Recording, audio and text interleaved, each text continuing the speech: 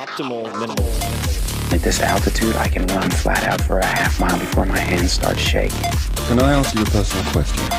Now would seem an appropriate time. What if I did the opposite? I'm a cybernetic organism, living tissue over metal endoskeleton. Ferriss Show.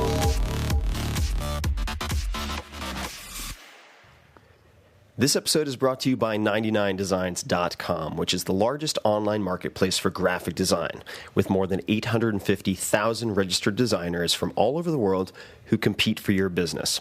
I've used them for years, and I've used them for some very big projects, like the book cover for The 4-Hour Body, which went on to become a #1 New York Times bestseller, translated into at least, I would say, 10, 15, 20 languages. And I used 99 Designs because I needed results, and I needed them very quickly. So here's how it works. You need a logo, a website, book cover, t-shirt, car wrap, whatever. You put a description on 99designs.com, then people submit designs, and in a week or less, you have an original design that you love, or you get 100% of your money back. So check out 99designs.com/Tim. You can see some of the projects that I've done personally, and you can also get a $99 upgrade for free. This highlights your project, listing it with a prominent background, bumping it to the top of the page, and on average, this will attract close to 200% more designs. So check out 99designs.com/Tim, and I think you'll like what you see. Hello, ladies and gentlemen, boys and girls. This is a very exhausted Tim Ferriss, and welcome to the Tim Ferriss Show. So glad to have you.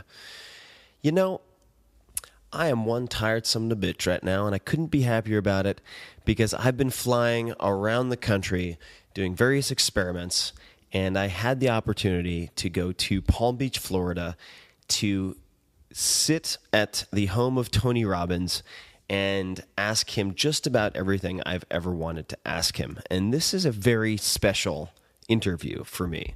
This is the interview, the conversation I've wanted to have for 15 years. And now that I'm back in SF, gathering myself, drinking some what appears to be Laughing Coyote tea. I have no idea what's in it. Could be all sorts of drugs, psilocybin.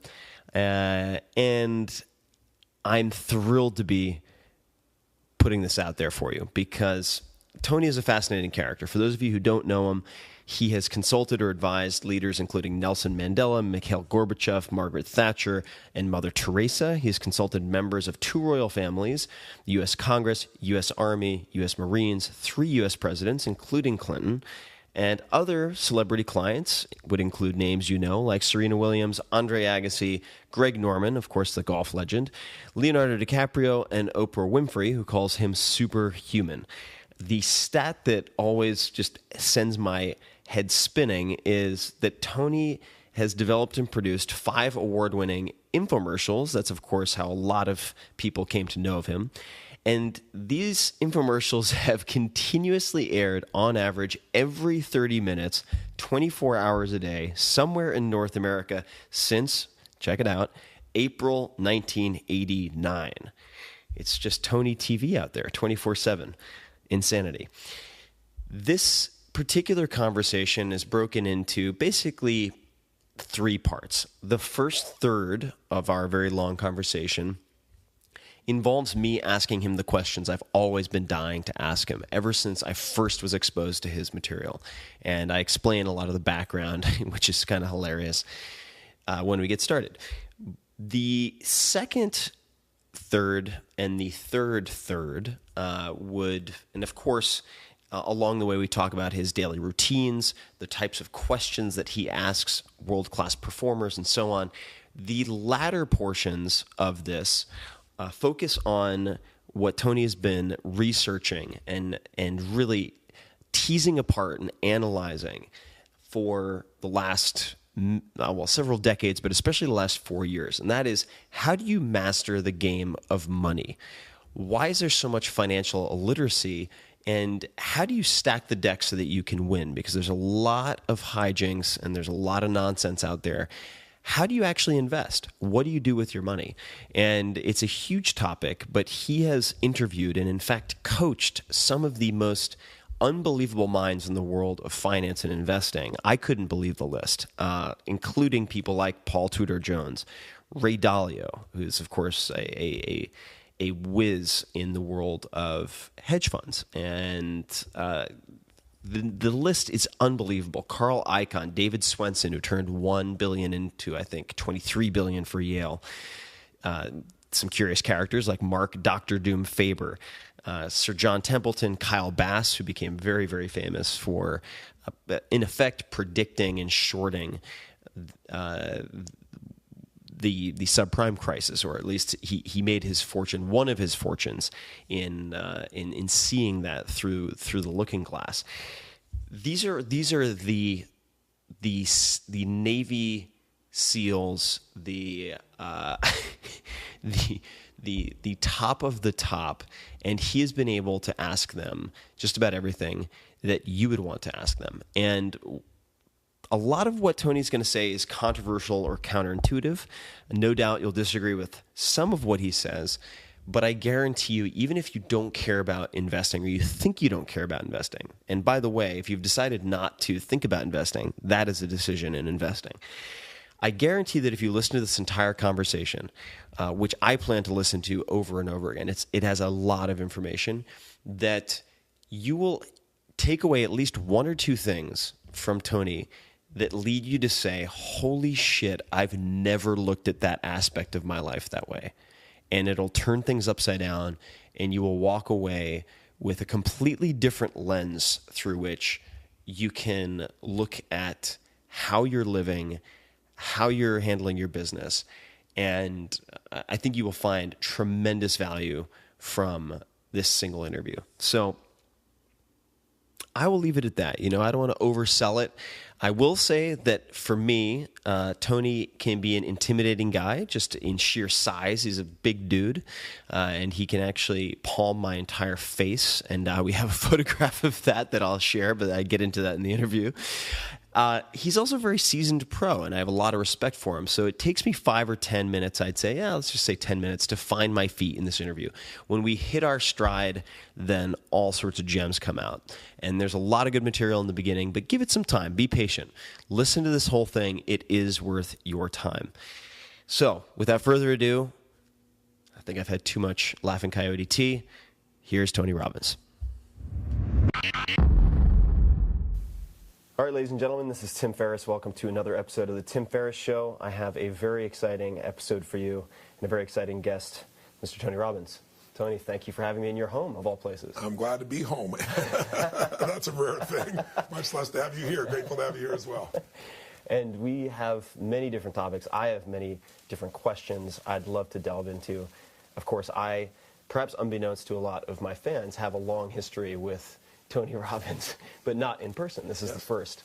And for those of you who don't know some of the background, when I first graduated from school and moved to Silicon Valley to chase the billions that seemed just that were being handed out in 99, They were in 1999. In 1999, they were in a way. And I was driving a hand-me-down, beat-up green minivan from my mom. The seats got stolen from inside, or at least the back, so all my coworkers started harassing me and calling it the molester-mobile. And the job, the company, didn't seem to be a long-term fit for me. And when I was on a road trip at one point, I bought Personal Power. It may have been Personal Power 2. Yes. And I started listening to it to and from work on my commute, which is terrible for those who don't know the Bay Area. If you're on 101 between San Jose and SF, it's horrible. And ultimately, that was one of the catalysts for me starting my first company. So, wow. I'm really touched. Knowing all that you've done, that really touches me completely, because you've been an inspiring character to me. Oh. Not the 4-hour work week, because I'm looking for the 4-hour sleep week at this stage. I'd like to be able to pull that one off. But really, I think the way you attack subjects, and that's what you do. You don't look at them. You go after mastery of them. And the way you experiment and the way you constantly dig underneath to find the organizing principles. I feel a kinship with you. We're in different stages of life and things like that, but I have enormous respect for you. And I don't feel that way about everybody. I like everybody, but I don't respect everybody. You deserve the respect because you go deep. Most people are really, they're surface level in what they do. So I'm excited to chat with you and see what can come out of this conversation. Thank you, for sure. And I have, of course, a bunch of self-interested questions that I think will also be interesting to other folks, hopefully. But what's always impressed me about your entire career and the results that you've achieved is how far you've been able to take it in terms of working with, say, the top 1% of performers in the world. Yeah. And I read in your new book, which everyone should take a look at. We'll be delving into it a lot more as we progress in the interview. But there was a quote from Mr. Benioff, yes, Salesforce, who credits you with effectively, if there were no Tony Robbins, there would be no Salesforce.com. That's a pretty big claim to make. I don't think he might have told me exaggerated, but he kind of walked me through, because it started very much like you, him on the freeway in Silicon Valley every day listening. And you get these, you're able to reach such a high caliber of individual when you meet with such people, whether they're presidents, athletes like Serena Williams, Agassi, actors like Hugh Jackman, whoever it might be. Benioff's quote was, Tony said to me that the quality of my life was the quality of my questions. So what I would be curious to know is, when you meet with these top performers, where do you start? What are the questions that you ask them? Well, I ask questions before I meet them. The question I want to ask before I meet them is, who are they? What are they made of? What are they after? What's preventing them from getting it? Where are their wounds? What is their deepest pride? Not in a negative way, like what are they proud of? Try to find as much as I can in advance so that I can be really effective and efficient when I meet them. When you meet somebody, yourself, myself, the most valuable thing we have is our time. So I try to be beyond respectful of that, but also I load my brain with all the distinctions I can so that when I enter into an interaction with someone and we're engaged, I have a disproportionate amount of information, ideas, insights, wisdom available to me, and then I can react to what's really happening in this moment. So I have what I think in advance, and then I have what the moment shows me. And I think the blend of that is really valuable, because in the moment, people can show up in all kinds of ways. Right. Somebody can show up, the meanest person on earth can be kind in the moment. Yeah. The kindest person can be very mean in the moment. Right. So I like to grab both those. And then what I want to do when I meet them is, I want to try and understand what is it that they really need, not only what they want. Right. Because what you want, I'm sure you've experienced this, I have in my life gotten what you want, and then you're like, is that what there is? It's like, what the hell? Right. Because what really makes us fulfilled as human beings is what we need, and there's only so many needs. So I dig under what the needs are. I look at what's their model of the world, how they approach meeting those needs, and every model has limitations and challenges, mine, yours, anybody's. And so that tells me before I even meet them where the real challenge is, and then I listen for what the surface challenge is. And my goal is solve the surface challenge, but also give them more than they bargained for, solve the deeper challenge. And ultimately, my goal is that they have a greater quality of life. And most people I work with have an extraordinary quality of life. They may not realize it. They may have forgotten it. They may have lost track of it. Unless I'm dealing with somebody, which I also deal with, who's coming back from Afghanistan with PTSD, and they got light sensitivity, and they can't sleep at night. They wake up in cold sweats, and they're shaking while they're talking to me. That's a different game. Boom. That's something that's got to be dealt with in a different way. But when you're talking about peak performers, their challenges are usually they're hungry for more. Right? That's the nature of probably people listening to this. If they're going to listen to Tim Ferriss, they're going to listen for more. It's like, give me something beyond what everybody else is talking about. And then you're always seeking to try and find that by not limiting it to yourself, same as myself. Let's go find whoever's best in these areas, and let's pull it together, and let's find the organizing principles that codify this. So I'm looking to figure out, what is that more that they want, and or what is it that's stopping them? And then I go into the experience and just absorb what's there. And the combination of the two is how I'm able usually to get pretty extraordinary results. But without the prep, what most people know about me is the level of prep I do. Right. Like, I can get up and with my pinky do 6 days in a row without, a note or anything of that nature at this stage. That's not intelligence, that's experience. That's the 40,000 hours, not 10,000 hours, over the years. But I still prep, because what I do is I activate in my nervous system that knowledge base of what I want to be able to serve somebody with. I try to bring that to the surface so it's readily available. It's the difference between emotional intelligence and what I call emotional fitness. Emotional intelligence is the capability to deliver something. Fitness is the readiness to be able to make that happen. So I'm more interested in being emotionally fit, or being emotionally fit for that person in the moment. And when you interact with people, for instance, Paul Tudor Jones, legendary investor and trader, or Agassi, or anyone who's at the peak of their game and suddenly enters a slump. What are the commonalities, if any, that you've spotted in the best of the best who then cease for a period of time being the best of the best? What triggers that type of downslope? Well, everybody's got different triggers. There are some common patterns. And one pattern is doing so well that you go beyond your vision. And, it's the astronaut syndrome. What do you do when you're 31 years old, you flew to the top of the mountain, you've been on top, literally looked back at the earth and saw that picture we've all seen photographed, come back, shake the president's hand, have the ticker tape parade, and okay, now what do you do with the rest of your life? Right. And so most of those astronauts, if you know their histories, they went through some really tough times. Some were alcoholics, some got addicted to prescription drugs. And so, in some cases, that's why I enter people's worlds, is they've done so well. They've called the market, almost hour by hour, a week in advance, and they made more money in a day than most people have ever dreamed of when everybody else lost their shirt, and everybody's want to know what to do. Okay, I've done that. Now what do I do after I've called the market during the worst day in history? Most people lose momentum then, or they get distracted, because it's like, we need something to go for. We all need what I call a compelling future, something that will get us up early and keep us up late and excite us, at least the nature of a high performer. And if you don't have that, life feels very dead for those people. And so, the President of the United States, I remember Bill Clinton saying to me, I was with him in Aspen, and I was there at a fundraiser, and he asked me to come visit him, and then he threw me in the car and said, come down the hill with me. It was one of those serene moments, and the lights are flashing, and come down Red Mountain in Aspen, if you know the area. And he's sitting across from me, and it's right after the blue dress incident had come out. And he says, Tony, it's just like, I'm still so young. He said, what am I going to do when I leave? I'm not, what am I going to do in my 50s? This is the wildest thing. I said, if I were you, I'd get the hell out quick, because he's talking about, I'd run a third time if I could. And I was teasing him about it. But he found a compelling future. And Bill Clinton today has something even greater in his life that he's going for. So the slump shows when people outrun their vision, or the slump can show when they meet their vision but it's not fulfilling, or the slump shows when people just end up developing some patterns they're unaware of that cost them. And it can be such a small thing with an athlete that can occur. And sometimes it shows, like a Tiger Woods, when something happens in their emotional life. And while they try to say, I'm an athlete here and I'm a human being over there, they don't separate. And so what I got to do in those situations, regardless of what triggered it, is I've got to come in and get them to re-anchor in their nervous system what made them so effective. And you understand myelin, the idea that the more you do something, the more you wire yourself. It's like the myelin, the white portion of the brain.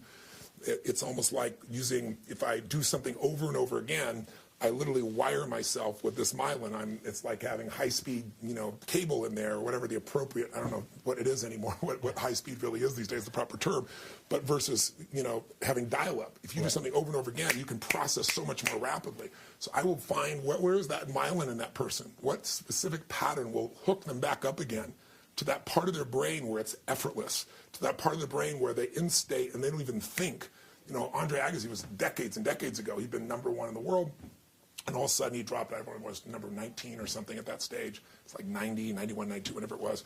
And nothing worked. And nothing worked because he kept working on his swing, and he kept working on his wrist. And he was really upset with his father, who was his coach. Yeah. There was all these dynamics going nobody wants to talk about. He was actually to the point that he shared later on that he was thinking about quitting, playing the game.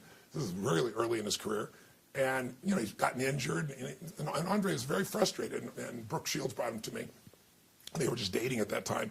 And he said, I don't need positive thinking. And he said, you know what? Tony's not positive thinking. He's going to show you these strategies. So he comes to me. I sit down with him.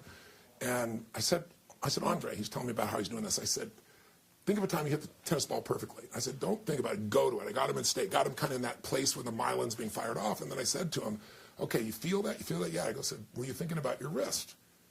He says, no. I said, then how the hell would you think you would ever get back to that peak form focusing on your wrist, right? So I've got to get them back into the pattern that made it work. And then oftentimes I've got to help them resolve some other issue that's distracting them, that is something else in their life that's pulling them apart from peak performance. His story is an amazing one. Open, the autobiography, is one of the best I've ever read. Yeah, that's wild. It's such a fantastic book.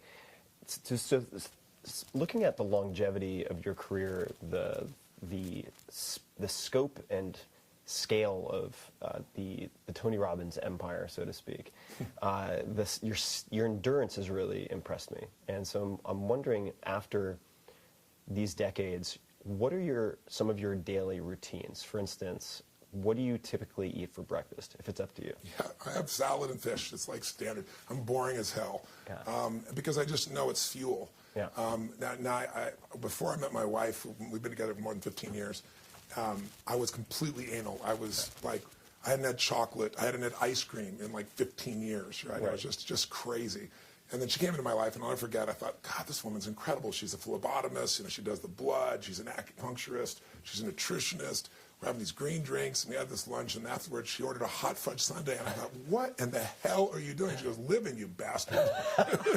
You know? So she loosened my ass up just a bit, which was great, because I loved her. So you know, she calls it zigging and zagging. We zig, zig, zig, and then she zags, or we zag. And when I was first with her, I was like, you're zagging. We were traveling through Europe, you know, Rome and Italy and you know, various parts of France, south of France. And I was like, you know, you seem to be zagging every day. And she goes, well, I'm on vacation. And then later on, we were traveling.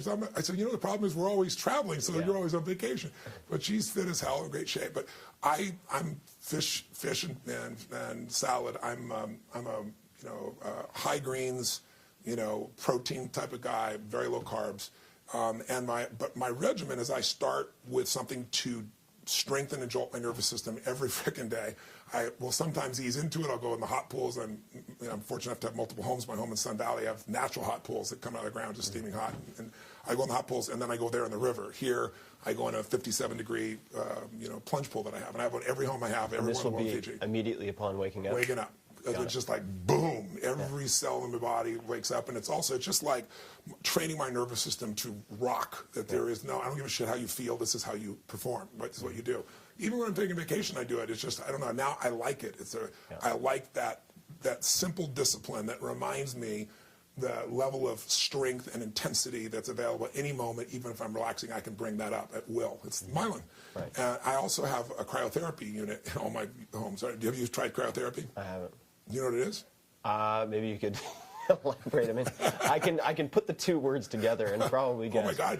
But all that you do, you're going to love this. I'm surprised. I'm glad I'm teaching Tim Ferriss something for the first time. I've done ice baths. Oh, not the first time. Oh, ice baths suck. Ice baths suck. Trust me.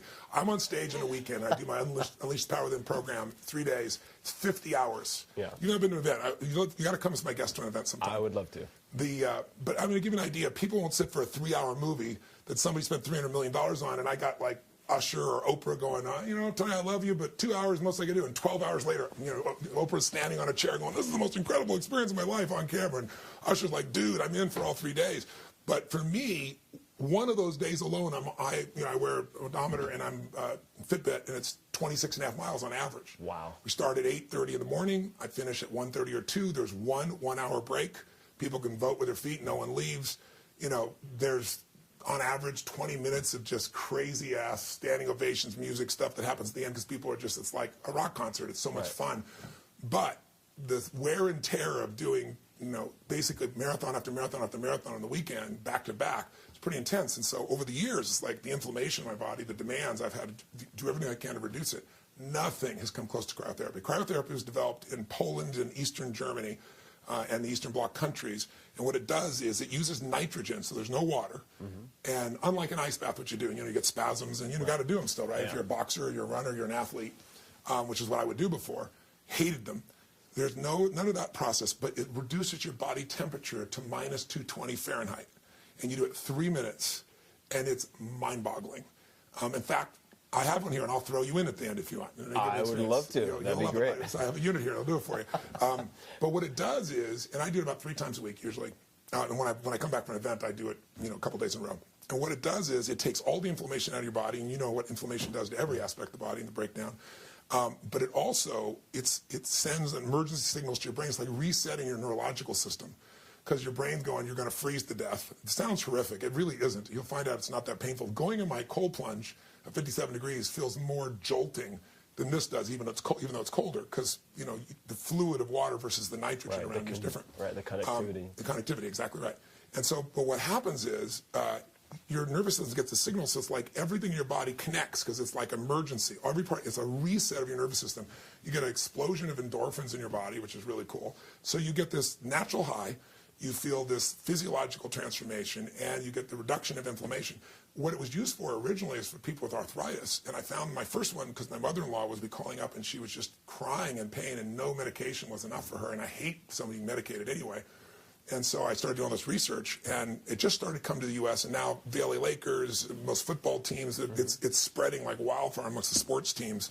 And so that's where it took off. So I went and got her one, and I mean, it took her, I think, 3 sessions, and she's out of pain. And now there's not a day she's in pain.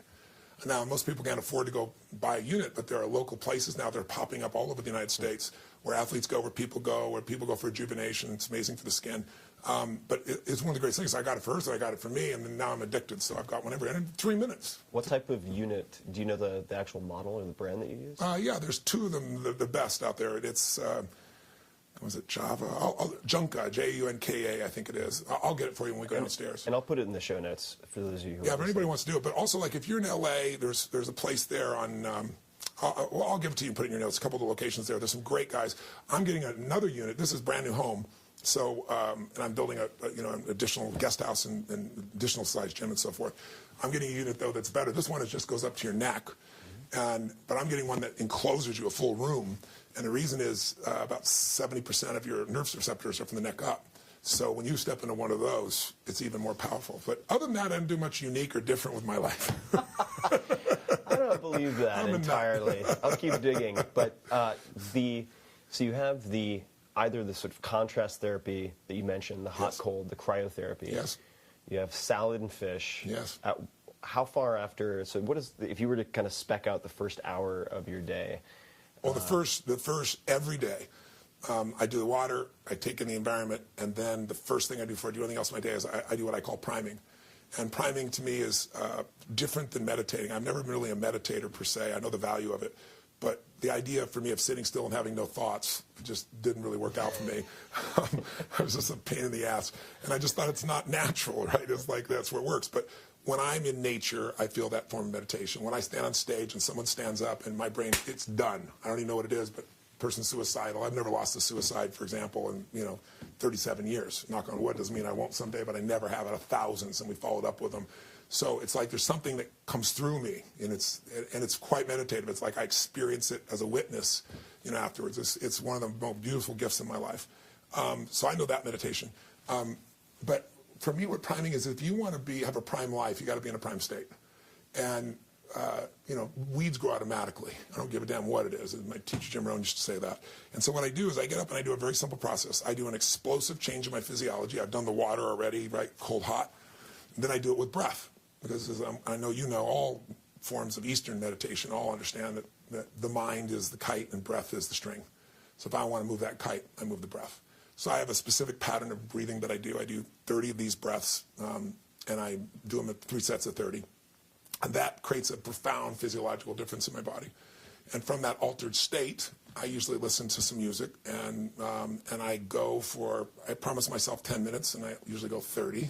And do you do that in this room that we're sitting in? No, I do it all up. This one room is where I do it. This has got a great vibe. I'll do this one. I do it at night. I usually will go outside because I love the wind on my face, and I love to take in the elements and so forth. But I do it in multiple places. I'm on the road. I do it. Doesn't matter what day. I do not miss priming. The reason is I'm not. You don't get fit by getting lucky. Right. You don't get fit by working out for a weekend. You live your life that way. Fitness is because it becomes just part of who you are. So what I do during that time is I do 3 simple things, and I do it minimum 10 minutes. 3 minutes of it is just me getting back inside my body and outside of my head, feeling the earth in my body and experience, and then feeling totally grateful for 3 things. And I make sure one of them is something very, very simple, the wind on my face, the reflection of the clouds that I just saw there. But I don't just think gratitude, it's like I let gratitude fill my soul. Because when you're grateful, as we all know, there's no anger. It's possibly angry and grateful simultaneously. When you're grateful, there is no fear. You can't be fearful and grateful simultaneously. So I think it is one of the most important power emotions of life. And also, to me, there's nothing worse than an angry rich man or woman, someone who's got everything and they're pissed off. I want to surprisingly high number, though. Yeah, it is, because they develop a life that's based on expectation instead of appreciation. Agreed. And I tell people, you want to change your life, fast thing, trade your expectation for appreciation, and you have a whole new life.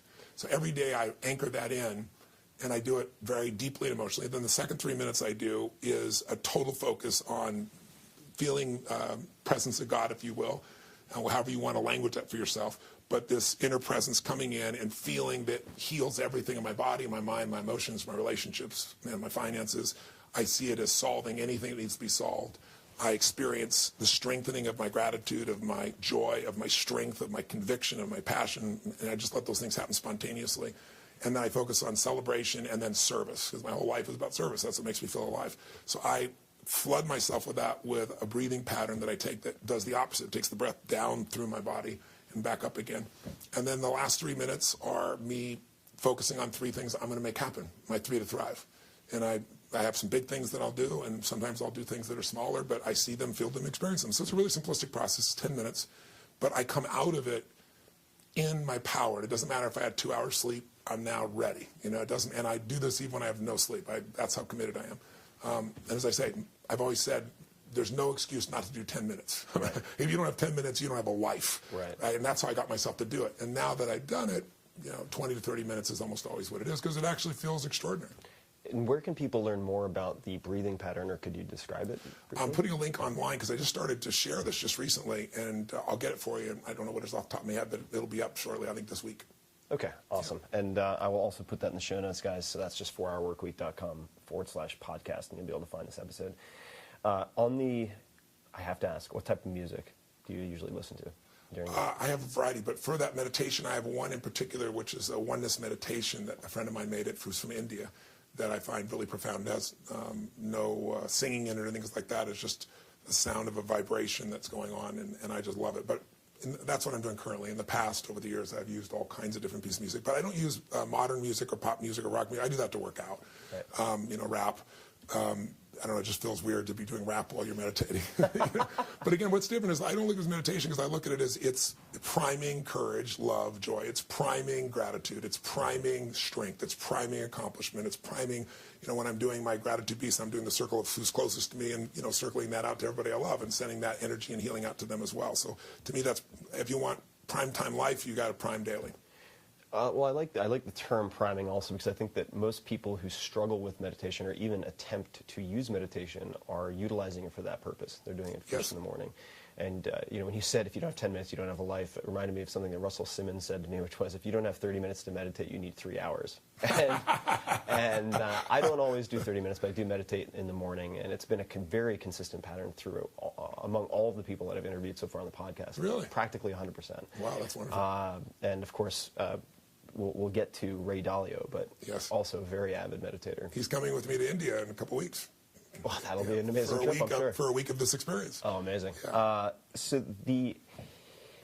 When people hear the name Tony Robbins, I think many different people have different assumptions or images in their heads. What are the biggest misconceptions, or the biggest misconception about you? Oh my God, there's so many, right? Depends on who you talk to.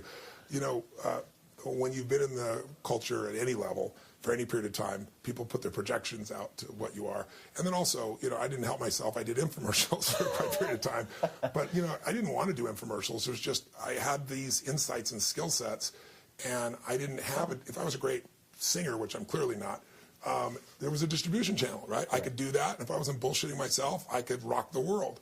But in my world, it was write a book, which most people don't read, go do some speeches. So I looked around and saw these silly-ass infomercials, and I said, these guys are a disaster. Tommy Vu, come be on my boat and watch me get these women, and I'm rich. And I'm like, oh, my God, it's disgusting. So I thought, if you really did something that was real, and the kind of people I reach, I don't have to pay for endorsements. They'll do it. Maybe people start to understand this is real, and maybe it'll help me reach people. And it did. It got me Bill Clinton. It got me Princess Diana. It got me a pretty amazing group of people at that stage. But also, you're known by the company you keep. So when you're between spray-on hair and, whatever, fake diamonds, then you're seen as that. And also, I talk fast. I'm a passionate son of a bitch. And so I'm not talking fast because I'm trying to sell something. I'm talking fast because my brain functions at that speed, right? That's how my brain goes. Slowing it down is just so boring to me. The faster I go, the stronger my brain becomes, the quicker I can come to solutions. So, when I'm most excited and want to serve people, it speeds up. So that helps when you've got a room of people where you can move and modulate that energy. But when you're seeing somebody on TV and they look like they're a crazy son of a bitch and they're 6'7" and they got hands bigger than your head, you start going, who is this guy? But the people that have actually, like yourself or Mark Benioff or, President Clinton or whoever, who've, actually entered into my work, once they enter my work, they go, oh my God, this is very different. So I think most people think I'm an infomercial guy or a salesman or a motivator. I mean, I hate the word motivator. It is the bane of my existence. because I've never been that. I don't believe you should just go pump yourself up. I believe in intelligence. I believe see things as they are. If you can't see as you are, you can't lead, right? But don't see it worse than it is, so you got an excuse not to try. And that's what most people do. They make it much worse than it is because they're afraid of failing, so they come up with a reason why, a story why it's not there. And I don't tolerate that shit. I'm not the guy that says, there's no weeds, there's no weeds. I'm the guy that goes, let me show you what the goddamn weeds are, and let's pull these son of a bitches out right now and stop bullshitting. Let's do it. You and I'll do it with you. That's my approach. I think most people think it's a pump-up approach because, the media sees 10,000 people in a room and they're jumping up and down and, what is this piece? So that's because I believe that learning, I believe what I do for people at its essence when I do events is E-cube them. E-cube is I entertain them first because people in our society want to be educated, but they much rather be entertained. So if I can rock you and get you to have an experience where you feel fully alive, then, and it doesn't matter who you are, you're from any stage of life, any socioeconomic background, then I'm gonna be able to have your education go deeper. And then, so that's the second part. I give you the best education, the best tools. And the third one is I empower you. While you're in this state, I get you to do things that you won't forget. Do things that will be in your body. Do things that create momentum. So I think the misconception, at least my perception, is they don't realize I'm really a strategist. I mean, I consider you a strategist. I know you're inspirational and everything else, but being inspiring is nice. It's like motivation is nothing wrong with it. It's like a warm bath. You should take one or you stink. But that's not enough. And that's never been what I've been about. But most people in our society are interesting. It's like if you're looking to improve yourself, people in our world think that's natural. The average person's like, what's wrong with you? I remember I took a company public when I was 39 years old. Had a really wonderful hit, $400 million. I mean, it was really extraordinary. And the man who ran my company had been the former CEO of CBS. Brilliant guy, Peter.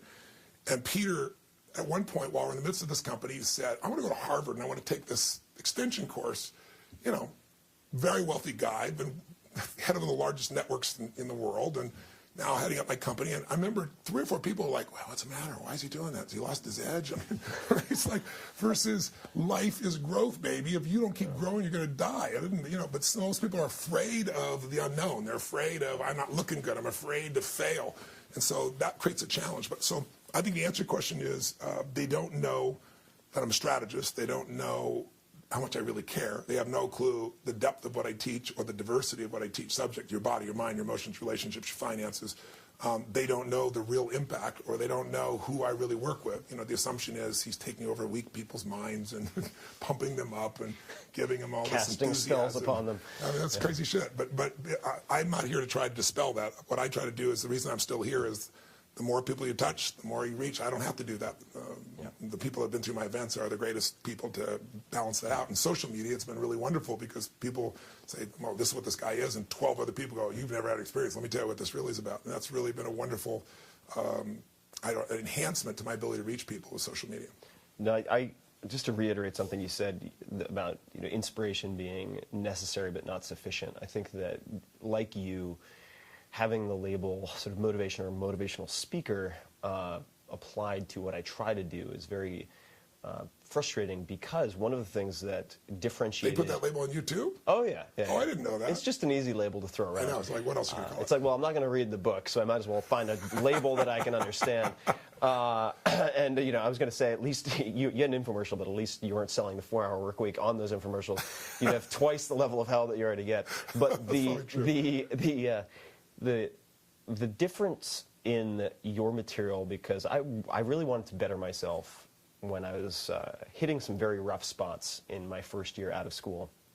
And the difference between, say, Personal Power and a lot of your other material, including the new book on money and finance and investing, which you guys at some point, I'll try to share some of it with you, but I have, I would say, probably 20 to 30 printed pages of notes in Evernote. Wow. Just on I still have about 50 pages left, but it's a big book. We'll get to that. I was felt like giving you a pat on the back. It's like, oh, another 600-page book. I know how these go. Build your biceps for this baby, right? But you give very tactical next steps at the proper time. So you do sugarcoat the medicine a bit by capturing people's attention, and not to make this Glenn Ross, AIDA, but you have to have those elements in the proper sequence, or you can't elicit action from people. That's right.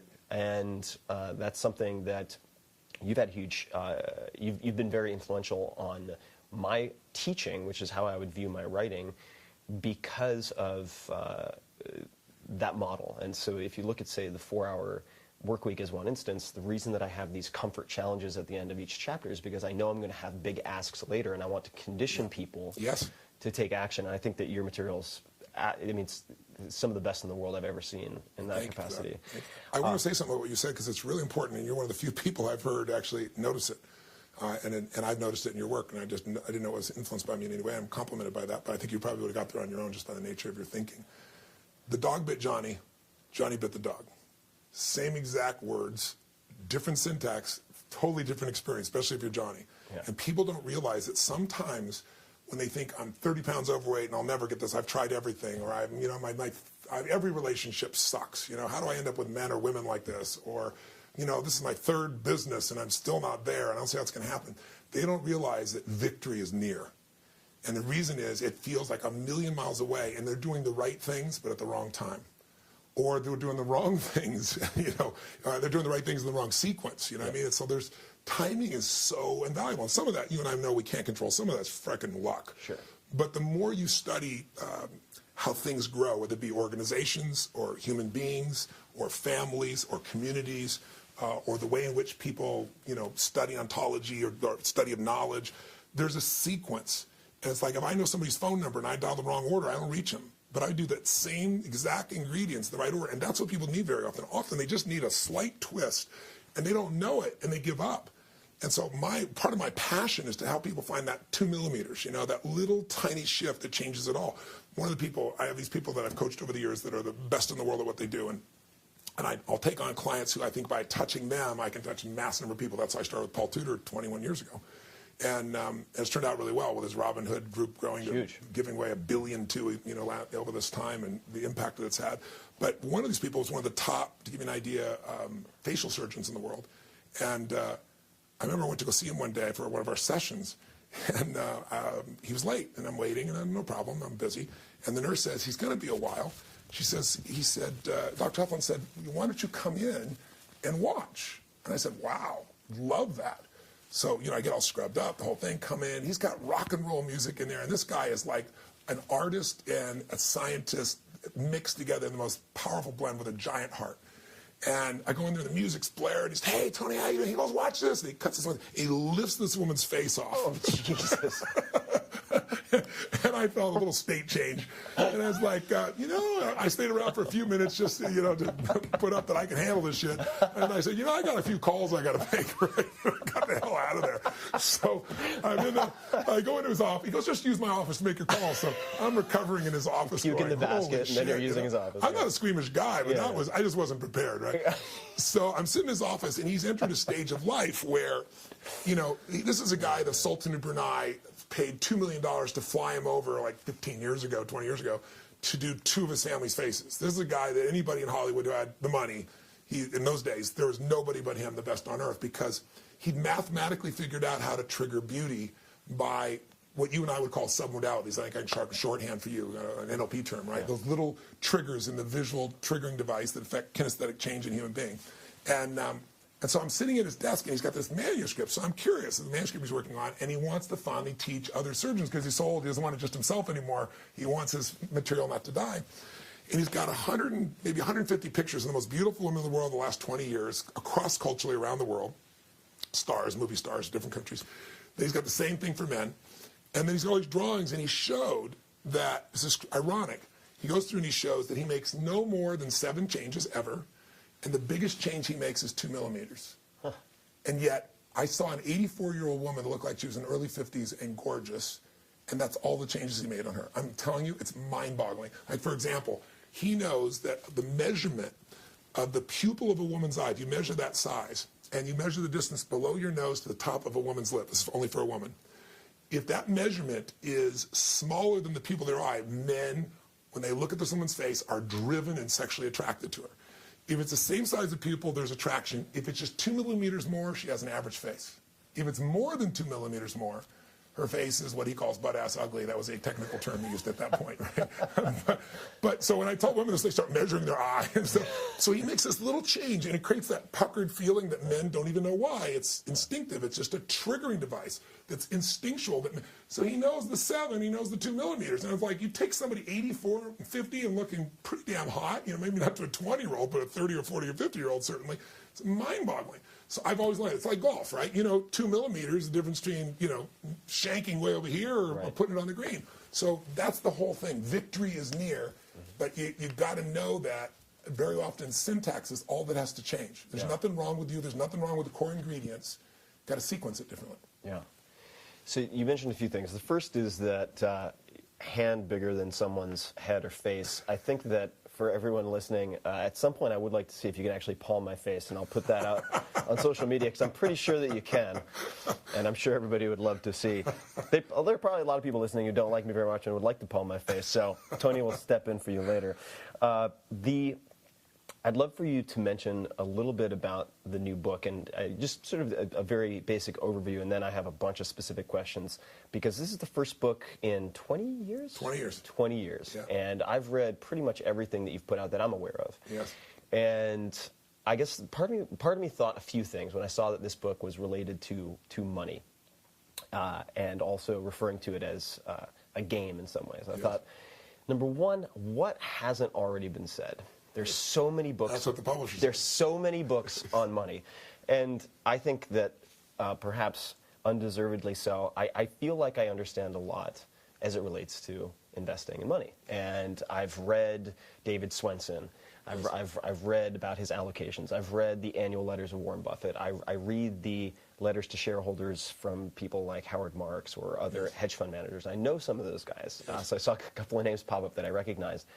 And and you said in the very beginning of the book, and this is I've tried to do stuff like this in the past, so I realize how hard it is.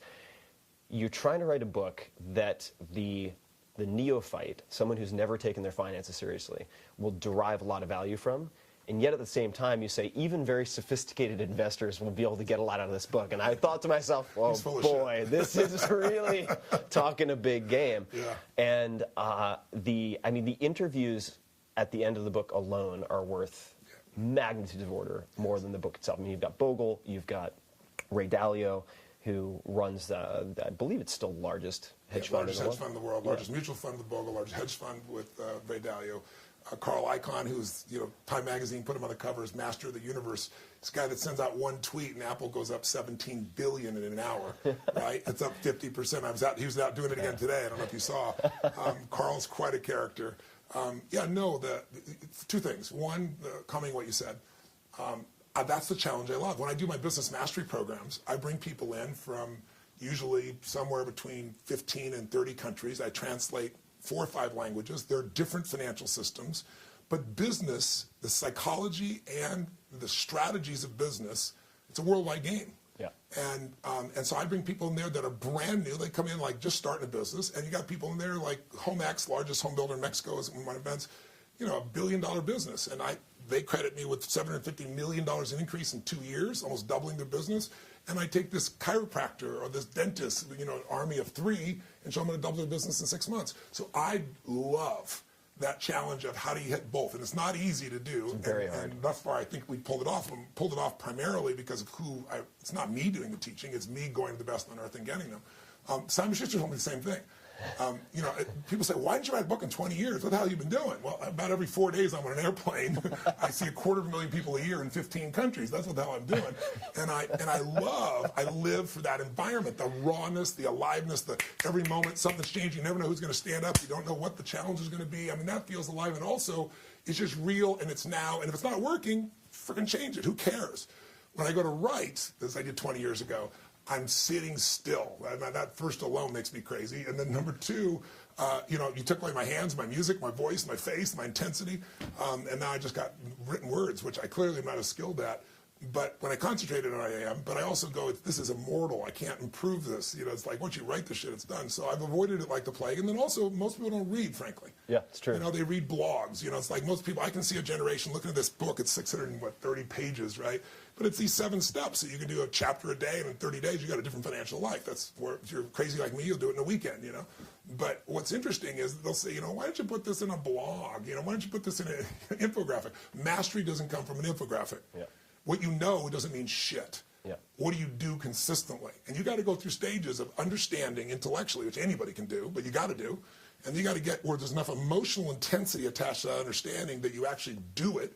And then you got to get enough consistency of both those that it gets in your body. You don't have to think about it, and it becomes who you are. And those stages of mastery require, it's like I took Taekwondo. I didn't want Taekwondo. I wanted to learn Aikido because I thought it was a beautiful art. You know, and I like the idea they don't have to hurt somebody. 10 people attack you at once, and it's like, wonderful, you know. So I learned some Aikido, but I had the privilege of being exposed to Grandmaster Jun Rhee, who brought Taekwondo to this country. And he trained Muhammad Ali, and he trained Bruce Lee and his acupuncture and so forth. Amazing history. And a beautiful man, like the most happy human being you ever meet. And he loved me and what I did and was touched by it. And he said, would you like to do this? And I was, I don't know, 23, 24. So I said, yes, but I must get my black belt in the fastest time in human history, and you must come travel with me. We will do this every day. Kind of like your insane ass. Oh, right. You know? Yeah, I read your book in 2 days. So it's like completely insane. So he came in, I'd finish being off stage at midnight or 1 a.m., and then I'd have to go train from 1 to 4, and then I'd sleep from 4 to 7:30, 3.5 hours, 4 hours, sometimes 8 if I could squeeze it, get up and do my next day. I did that for, 9 months. I did get a black belt legitimately in the shortest time in history, but I hated it and never want to do it again. But I'll never forget, I was doing these moves, and it's like, gee, it's 4 in the morning. I'm doing the same frickin' move, and I've done it over and over and over again. And I said, Master Rhee, I said, can we go to the next move? And he said, Grasshopper, this is the next move. And he started to laugh. He goes, the fact that you think this and this is the same move is why we're still doing it. And it's like, but you know what? It was really true. So I'm into mastery. And so what I really wanted to make sure happened with people is that we got them to that place. And when I went to Simon & Schuster, it was a crazy thing. So I'm doing these events, I'm loving this. Simon & Schuster's been begging me for a book for decades, a huge contract, and he made it bigger and bigger. And I said, I don't need the money. I'm not doing it for the money. So they finally came back, and what triggered me is I saw this documentary called Inside Job. Yeah. Did you see it? Great. Yeah, Matt Damon did the audio on it, and it won all kinds of awards. But what's happened, if you didn't see it, I really recommend you see it, but I do want to prepare you. At the end, you're either extremely pissed off or you're really depressed, depending upon your personality. And I was pissed off because they show how a small number of people basically put the entire economic world at risk. And when they put us near imploding, the punishment for that was to reward them by putting them in charge of the recovery, printing more money, and then taxing everybody else on earth and giving their money back. It's the greatest thievery that's happened in human history. And so I thought, this is making me angry because there's no solution. And I thought, there's got to be a solution. I thought, you know what, I got access. The one thing I got access, because I've called Coach Paul for 21 years, and I mean, he's never lost money in 21 years, and mind-boggling. His company's never lost in 28 years. I was brought in when he's having a tough time to help take things to the next level. And I thought, I know these people. I know this process. What if I took what the ultra-wealthy and brought it in? So I think I got this great strategy. Go to Simon Schuster, who's wanted a book forever, and the first thing he says is, no. I said, well, you can't tell me no. He goes, Tony, no. Jonathan is a brilliant man, Jonathan Carp. He says, Tony, you don't want to do this. He goes, people are dying for a book on peak performance for you, dying for a book on anything, but not finance. This category is a dead carcass, is what he said. It's been picked clean. Same things you're saying, right? Ironically. So did the head of the financial division. He goes, there's nothing new to say. I said, that's because everybody's attacked the same way. I'm going to go to the people that know, not the platitudes of the same BS. He actually offered me a larger advance to not do a financial book. And I said, look, I'm not doing it for that. I'm in for this book. And so now he's really thrilled, which is really wonderful. In fact, the head of that division came back and said, I really thought the category's dead. And I had the division. He goes, this is alive. So I'm real proud of it. But I think what's great about the book is there's not a word in there that's coming from me on the financial side. I don't tell you my opinion. Who gives a shit what my opinion is? I want to know what Ray Dalio's opinion is. I want to know what Jack Bogle's opinion. I want to know what Carl Icahn's opinion. I want to know what Mary Callahan Erdos, who's head of JP Morgan and manages $2.3 trillion with a T. I want to know her opinion. When it comes to the emotional and psychological side, yeah, that's been my baby for 36 years. Those opinions are clearly mine. I'll stand on them. So I'm real proud of what it is, and I think anybody who reads it will be touched.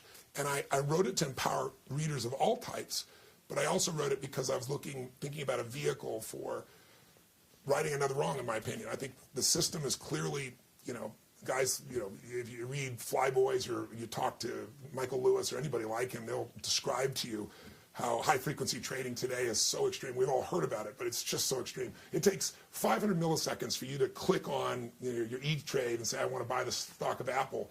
And you got guys that have spent $250 million to straighten the lines between Chicago and New York so they could save 1.4 milliseconds.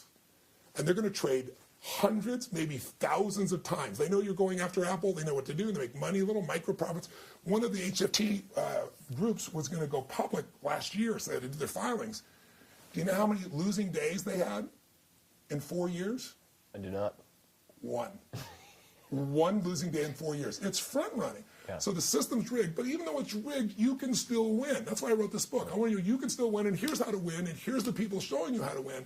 So I wanted to right that wrong. I wanted people to have an advocate, but I'm pretty passionate about taking care of people that society's forgotten, and I decided initially I wanted to raise my game. They cut $8.7 billion from food stamps last summer. Most people don't even notice it. It's the equivalent of every family who's being supported going without food for 1 week out of the month for 12 straight months. And I've been supporting, my family was fed when I was 11 years old. I had no food. This man came by and delivered a turkey and food, and he was just the delivery guy. It changed my life. It made me believe strangers care, so I cared about strangers. So I've been paying it forward, and I've fed 42 million people in 37 years. This year, I'm going to feed 50 million people. And myself personally, I started with I'm going to advance the book. I'm not going to wait and sell books and see how it goes. I'm just going to advance it all. Then I was like, well, I don't want to do 10 million. I want to do 20 million, then 30. So now I'm doing 50 million, and I'm getting matching funds. I have Feeding America delivering the food, and I'm getting matching funds targeting 100 million people this year alone. And then I'm putting a system in place to sustain that. So doing this book has been opening up doors to thinking larger, because when you're sitting with Carl Icahn, and he goes, yeah, I just closed the deal today. I made $2 billion, $2 billion the day I was there. After only 18 months of investment, where he put in, I forgot the number he started, it was a small number, in Netflix. Netflix, yeah. Right, he made it that day. And he's now putting all this money in Apple, and he does a little tweet, and 17 billion of value goes up right away.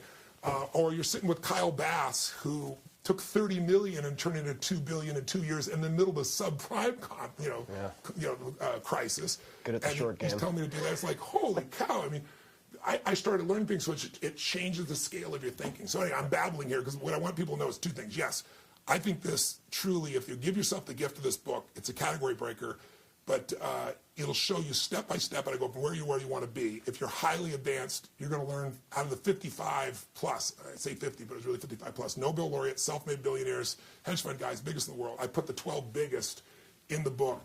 And I went to these guys with the promise of a 45-minute interview, and my average one was 3 hours, so I know how you function because I do the same thing. But what was really cool was, you get with Carl, and I get down with Carl, and the first thing he does is he throws the video crew out. It's like, Carl, what's the deal? I've never met him before. He's like, no, I said video crew, but I just changed my mind. Okay, how do we do the interview? Well, we'll do the audio. No, I don't want the audio. No audio? How am I going to do this interview? Just take your pencil and your pen here, get over here, and he said, I'll give you 10 minutes, right? And, now we're dear friends, and it's, 3 hours later, I'm out, pictures with he and his wife, and, and he's saying, you got a way to help change this world, and, and he endorses the book and supports it. So I want people to know that this has been a 4-year journey of going to the smartest people on earth and finding out the vast majority of them are incredibly genuine in wanting the average person to do well. They just didn't think there was anybody who could translate it. And when they saw that I could pitch and catch with them, because I do 18 hours of prep before I sit down with Ray Dalio, they were willing to share things that they'd never shared before. And later on, maybe we can talk about what I learned from Ray Dalio, because it's pretty amazing. Oh, yeah. No, I do want to talk about Ray, and fascinating guy. I'm so fascinated with the entire world. And there's so many different breeds. This is something that I want to talk about. But you have, say, the Paul Tudor Jones. For those who probably haven't ever seen a very old film, I think it's available like bootleg VHS, called The Traitor. Yes. Is an amazing old documentary. Yes. You can find it, but you can see his style versus, say, the high frequency guys or a Renaissance. Yes. All PhDs, right? Outside of Wall Street. That's right. And then you have the Ray Dalio types. And but they all have things in common if you look. They all have different strategies. Some are let's let's shake the tree of the corporate guys and make sure we get more value out of it, right? You know, Carl, you know, and some guys are like Templeton. I got to interview him multiple times before he died. It's like wait for, you know, the bloodletting. No, blood in the streets. That's when you invest. Blood in the streets, but it's like when maximum pessimism hits, that's when you make all your money. That's what he did. And then there's the guys like Bogle, which is it's the index baby, and these days even Warren Buffett, it's the index baby. So they all have different approaches. But what's in common, I think, is I'll tell you 4 things I saw that stood out. And one is overly simplistic, and that's why people don't pay attention to it, but these guys pay attention to it. They don't lose. Half the peak awakening is not losing, and they are obsessed. Every single one is obsessed with not losing money.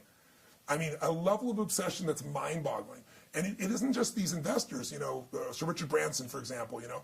People see Richard, and he's such an outgoing, playful, crazy guy. He's kind of an introvert in some areas, but when it comes to athletics and taking on challenges, he's out in the world. But, you know, his first question in every business is what's the downside and how do you protect it? Right. Like when he did his piece with Virgin, I mean, that's a big risk, going to start an airline.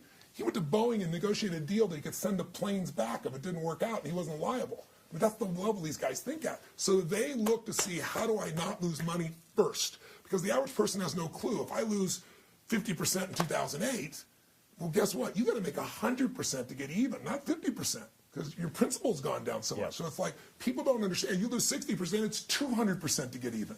And so the average person, you know, lives in a world where they try not to lose money, but they're not obsessed. These are obsessed. Second thing they all have in common, every single one of them is obsessed with asymmetrical risk reward, which is a big word. It simply means they're looking to use the least amount of risk to get the max amount of upside, and that's what they live for.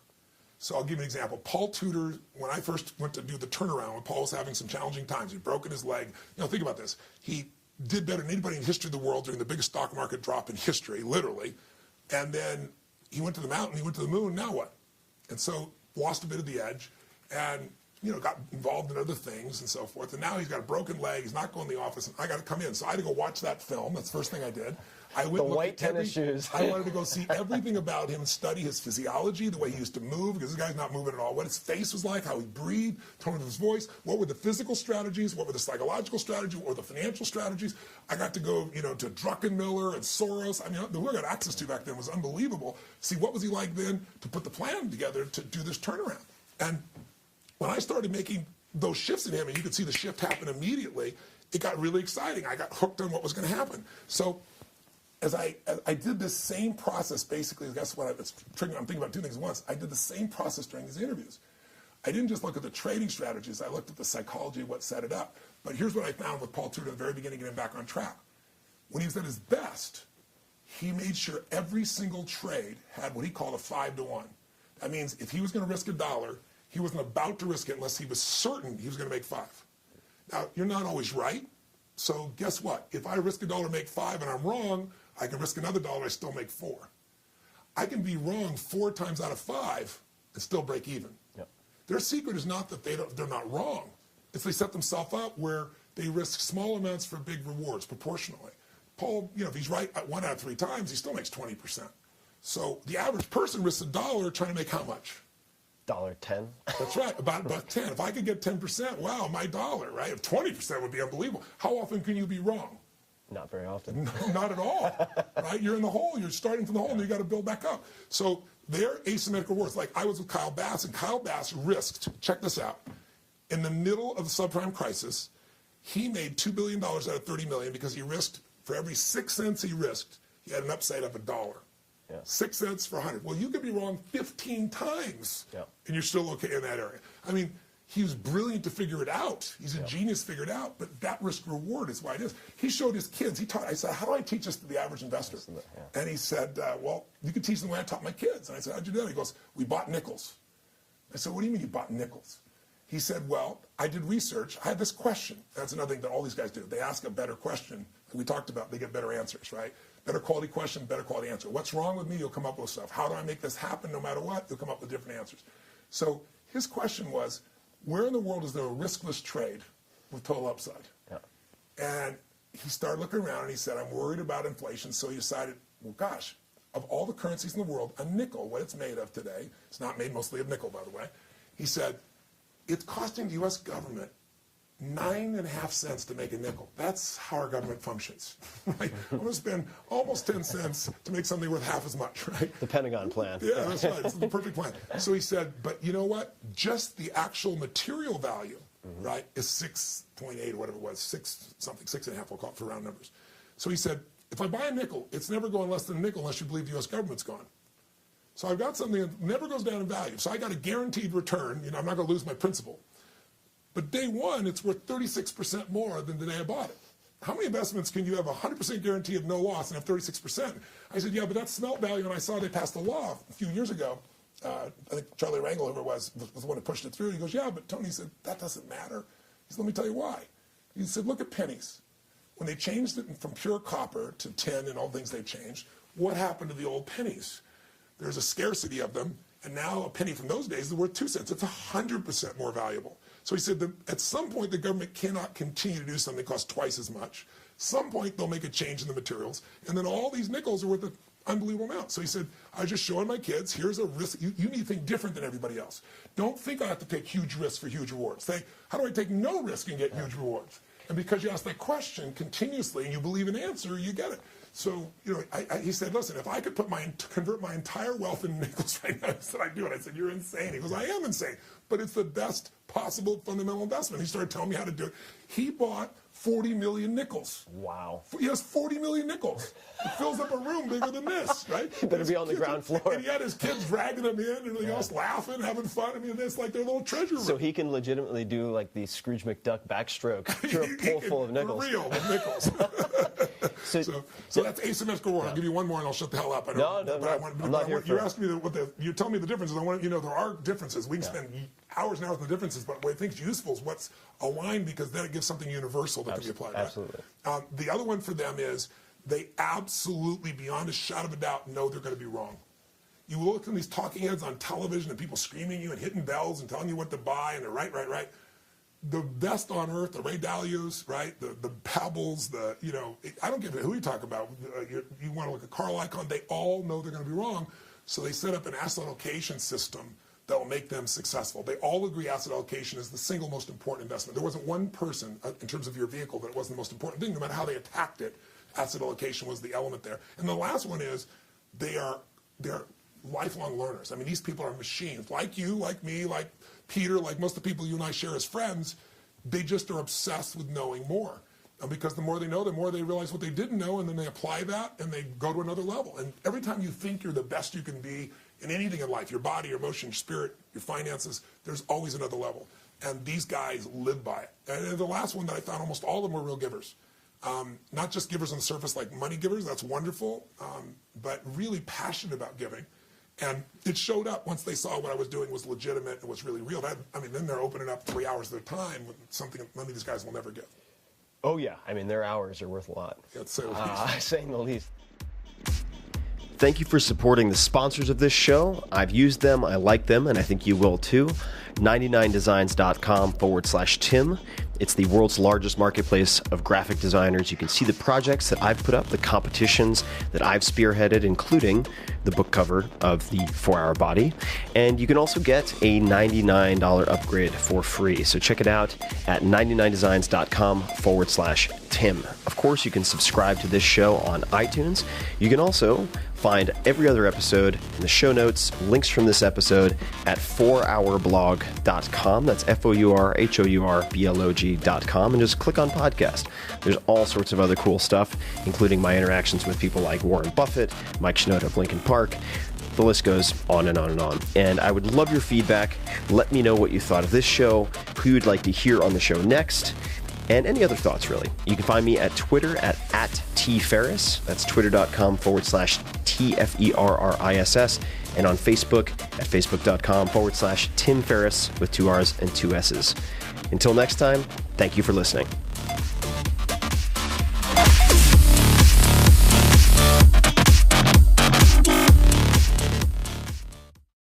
Optimal minimal. At this altitude, I can run flat out for a half mile before my hands start shaking. Can I ask you a personal question? Now would seem an appropriate time. What if I did the opposite? I'm a cybernetic organism, living tissue over metal endoskeleton. Tim Ferriss Show.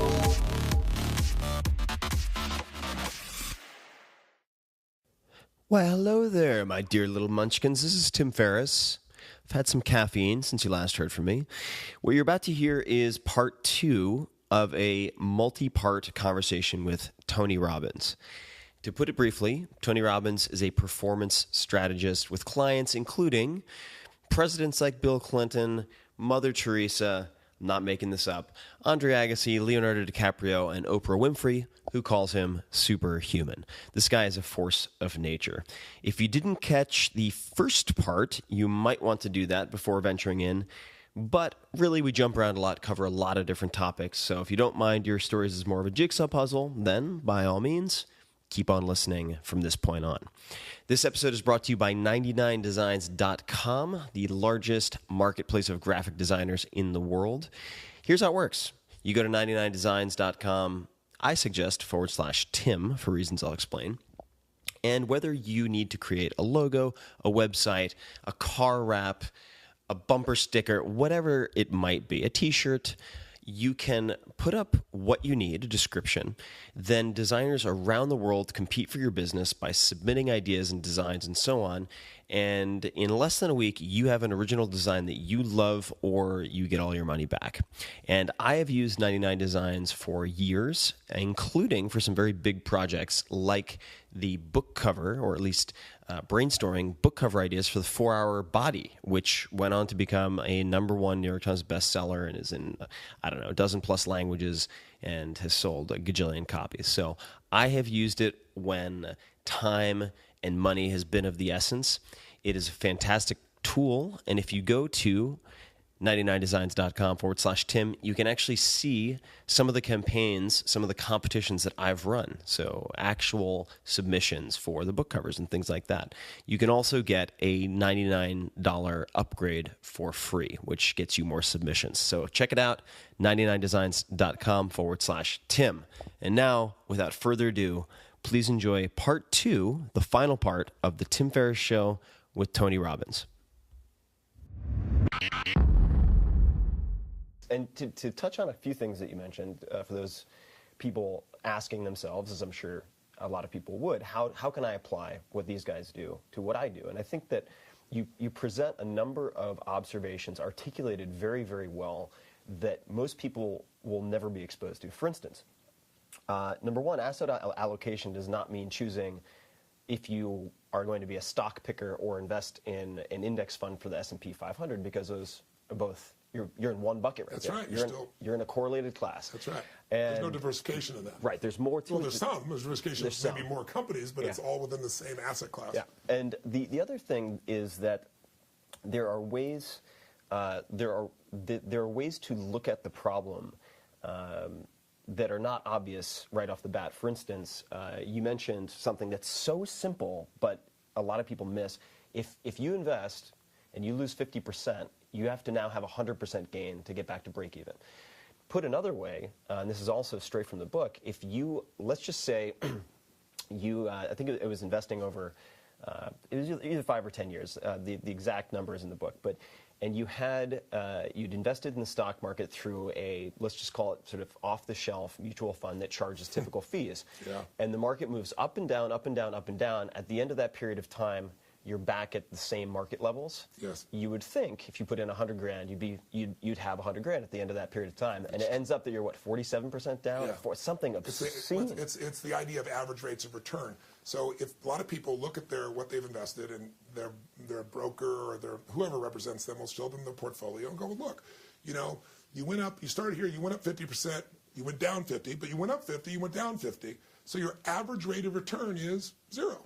But when I put real dollars in there, $100,000, and you go up 50 or 150, you go down 50, you're at 75, you go up 50, oops, and then you go down, and you end up at $37,000 instead of $100,000 because your principal is moving up and down. So there are all these ways we could do it. The biggest lie, in the book, I walk you through 7 steps. So one of those steps is, frankly, you got to do what most of us guys, that probably people listening on your team already do, and that is you've got to become an investor. You've got to be an owner, not a consumer, right? And the way to do that, frankly, we all know, but very few people do, and that's you take a percentage, you lock it down, you never see it, it's automated, and you put it aside for investment, and that just occurs. And I showed the people some of the tools that Nobel Prize winners have come up with. So if you say, I have no money, You can invest more for tomorrow by committing when you get a raise or your company gets the next level. You automatically have that percentage go there. So it's money you've never seen. It's not taking away money from you, so you're willing to commit to it, right? And there are ways to automate that. Totally automate, which is fantastic. So, they took a group of blue-collar workers who couldn't save more than 3%,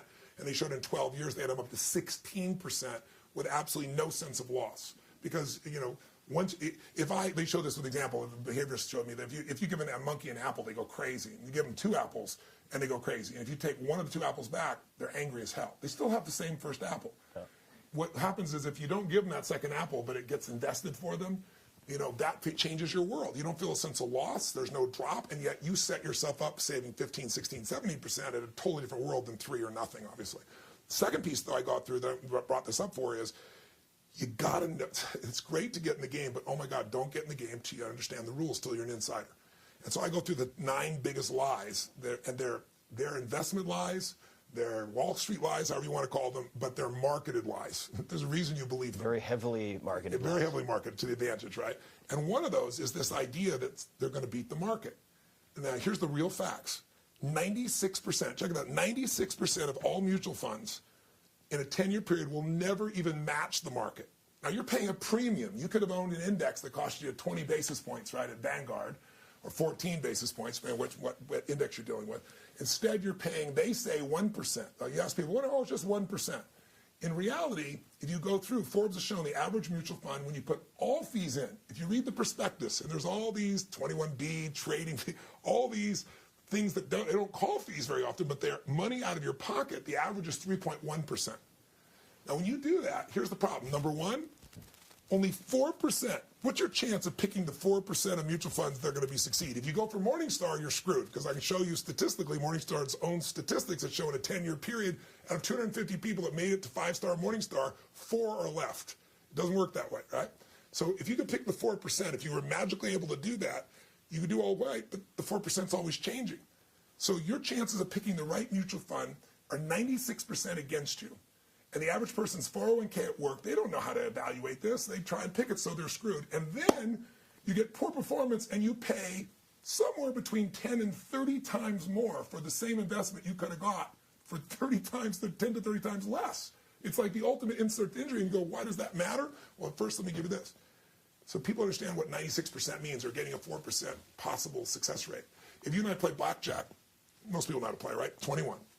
You get 2 face cards, that's worth 20 points.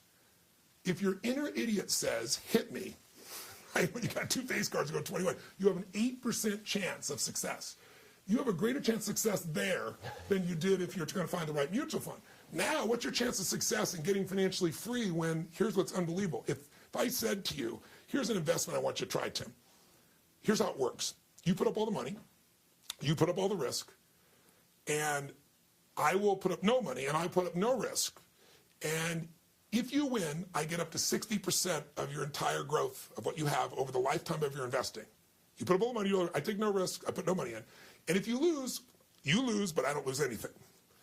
That's a deal that most people said, I'd never take in a million years. That's the average mutual fund. Because for every 1% you pay, it's 20% over the lifetime of your investments of growth. Because just like there's compounded growth, there's compounded fees. Right. So Bogle showed me 60%. I'm saying, Jack, how is this possible? How could people be doing this? Like, he goes, Tony, it's a $13 trillion lie, and it's called one thing, marketing. Yeah. He says, marketing. So I've been in the business 64 years. It makes me crazy, and people still do it. The vast majority of people put their money in a mutual fund. They had an index fund, and now he's come to be the largest mutual fund in the world with an index fund now with $2.5 trillion. I mean, Jack has been modified, but most of the smart money is there. It's not the average person's money that's in the index today. So I go through these lies, and what you don't know in the financial world will hurt you. And the one you're talking about is just the average rate of return. You want to be seduced. When you look at the rate of return, Bogle said to me, Tony, whenever you see what the rate of return was, and you're trying to evaluate that mutual fund based on its past performance, just know that number's not accurate. Dalbar did an incredible study, 20-year study. They found the average mutual fund owner over a 20-year period of time made 2.5% net. The market was 9.7%. That ought to give you a sense. So, I went to go do this book, and I won't mention the person's name, like all these incredible endorsements from everybody, Nobel Prize winners, right, self-made billionaires, all these guys. There's a particular person that I have a really good friend of, I won't mention the name, but it was ironic. He wrote me back and said, well, my team's read it, and they really don't think it's that, that's special. I thought, well, I'm not insulted by that, but it doesn't make sense to me. And then I found out this person has 6 mutual funds. Right? So it's like, okay, I get it, dude. Don't ask a barber if you need a haircut. That's my fault. I'm so sorry. Never should have asked that Sorry question. about that one. Yeah. I should have told them. So I should point out to folks also that it's some people are very math phobic. Part of the reason I went to Princeton, and it's funny, I was reading Carl Icahn's story and how he was told he would never get into any Ivy League schools, and he chose Princeton. Same thing happened to me. I was told I would never get in to a whole host of schools because, and this is kind of like your mutual fund guy, humans respond to incentives. Yes. And this particular guidance counselor is incentivized for what? To optimize, to be able to say X percentage of students got into their first choice school. So how do you do that most easily? Lower their expectations. Lower their expectations. But I am intrinsically not someone with a lot of math background. Part of the reason I chose Princeton over other schools is because they didn't have a math requirement. Yeah. And I think for a lot of people listening, they may be like, oh my God, percentages and compounding, it's very overwhelming. And I think that part of the reason your book had to be as long as it is, and a book should be as long as it needs to be, yes, is that if you were to try to compress it into 100 pages, it would be like watching a 3-hour action movie but getting a frame every 5 minutes. Yeah. You wouldn't, it would be too much in too little space. But when people read the book, when I read the book, you're leading people in a logical progression from building block to building block to building block, so that by the end, people are very, very savvy. And so people who might be thinking, oh my God, this is really a lot for me to absorb. Well, I'm probably talking 100 miles an hour. Yeah. In the book, I'm telling you stories too, and I think the stories take it away so it's not numbers you go, holy shit. If me and 3 of my friends all put aside the same amount of money and we both get a 7% return, but my buddy's getting fees of 3%, my other buddy's 2 and I'm 1, and we both all 3 of us put $1 million in or 100,000, however you want to do it. The person with 3% of fees ends up with 65% less money, and they got the same rate of return. Yep. They start with the same amount of money over the same period of time. Mm-hmm. And I think when you see that with real people's lives, you start to go, I don't have to know the math. I just know one thing. Fees matter, and I'm going to cut those babies to the absolute base. Definitely. And I'd love to talk, you brought it up a little earlier, Ray Dalio and asset allocation, because this is something I've been thinking about a lot, considering that due to paper gains, I'd say I have very, very, very, very high double digits of my entire net worth in tech. And it's hard, unfortunately, to rebalance when you have a lot of private stock. Yeah, of course. They can't be traded. In there. But you know how it is. So Dalio is someone I've been fascinated by for so long. Maybe you could talk about the all seasons and what some of the stuff that you chatted with him about as it relates to asset allocation. It might be helpful for people to take a second and give people his background. I mean, Ray is not the guy you would think of as master of the universe. He comes from Queens. His dad was a jazz musician. His mom was a homemaker, a really lovely lady. He went from, very lower middle class family and decided that he wanted to go work at a golf course. He bumped into, one of the things I talk about is proximity affects your life, who you're in proximity with. And he's around with proximity with the very wealthy people, and they're talking about stocks, and he got fascinated by it and got hooked on the process, and then got involved in the stock business. But he got involved in a time period when the world was incredibly volatile, the 1970s. We're all shaped by our time periods, right? And so if you can imagine, that's a time we have this massive inflation where Nixon goes on television and says, we're going off the gold standard, that money, as you know it, called the US dollar, we're not going to back up with anything. And he thought for sure the markets would just be destroyed. The American dollar is going to be worthless. And instead, they had what was called the Nixon rally. And it's like, it shook him to his core that as much as you think you know, you don't know. And it gave him a lifelong focus that says, I always want to be asking, what do I not know? And how do I understand the system as a whole, not just my perspective on the system? And so he started Bridgewater, and in fact, my friend Paul Tudor Jones gave him some of his initial capital to do this, and is wishing he didn't loan it to him, but would have kept it as an investment, I think, at this stage, because Bridgewater became so gigantic. But what happened was, he's the guy the U.S. government went to when they're trying to figure out how to design tips. I mean, this is the level of design. He's the guy that when McDonald's is trying to come out with McNuggets, and they're trying to figure out how can we make sure we have enough supply of chicken, and he's the one who figured out the math of futures and what to do so McDonald's could even do that. That's the way this man's brain works. So over the years, he built this alpha fund, and it's very intensive, and he's lost money in 23 years 3 times on that fund. And the fund has returned 21% compounded for 23 years, just mind-boggling, before fees. And then turn around, and after all these years, he said, everybody talks about, at different stages of your life, you want to protect yourself, so you do a balanced portfolio, 50%, 60% in stocks maybe, and 40 or 50%, over here in bonds, because, when the stocks are more volatile, the bonds are going to balance you out. And then he says, but didn't look that way in 2000, didn't look that way in 2000, it all went down 2008, right? So over the years, he said, this is a story everybody buys, but it's not reality in whole segments of time. So he began to pursue what he said, what if I wasn't around? I need a passive, almost passive form of investment. I need something that wouldn't take 1,500 people, that my kids could use, that would support all my philanthropic efforts if I wasn't here. And he questioned everything about asset allocation that anybody's ever been taught, and came up with a different way of looking at it, where he basically said, there are 4 things that move the price of any investment. It's inflation and deflation, and whether the economy is growing or shrinking. And that creates 4 different seasons in which every type of investment, stocks, commodities, gold, real estate, it has an ideal environment in which it grows, and it has environments in which it will absolutely slam. And so he figured out what's the right combination of these things so that I can reduce the risk to the lowest level of loss possible, which, Warren Buffett's rules, everybody talks about the rule, right? It isn't Warren Buffett's rule, it actually comes from his teacher, which was, rule number 1 to investing, don't lose money. Rule number 2, see rule number 1, right? So how do I make that happen, but also maximize the amount upside, as much upside as possible? He called it his all-weather fund because it works in all weather.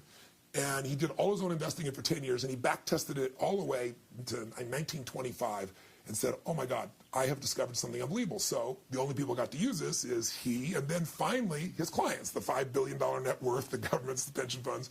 So I've read about it, and Ray does very few interviews, as I'm sure you know. You go online, you won't find a whole lot, in front of the Congress, maybe at Davos every now and then. He kind of avoids any publicity and so forth. And I did all my homework on him. Paul Tudor's one of his dearest friends, arranged to go see him, studied it all out, and I was prepared.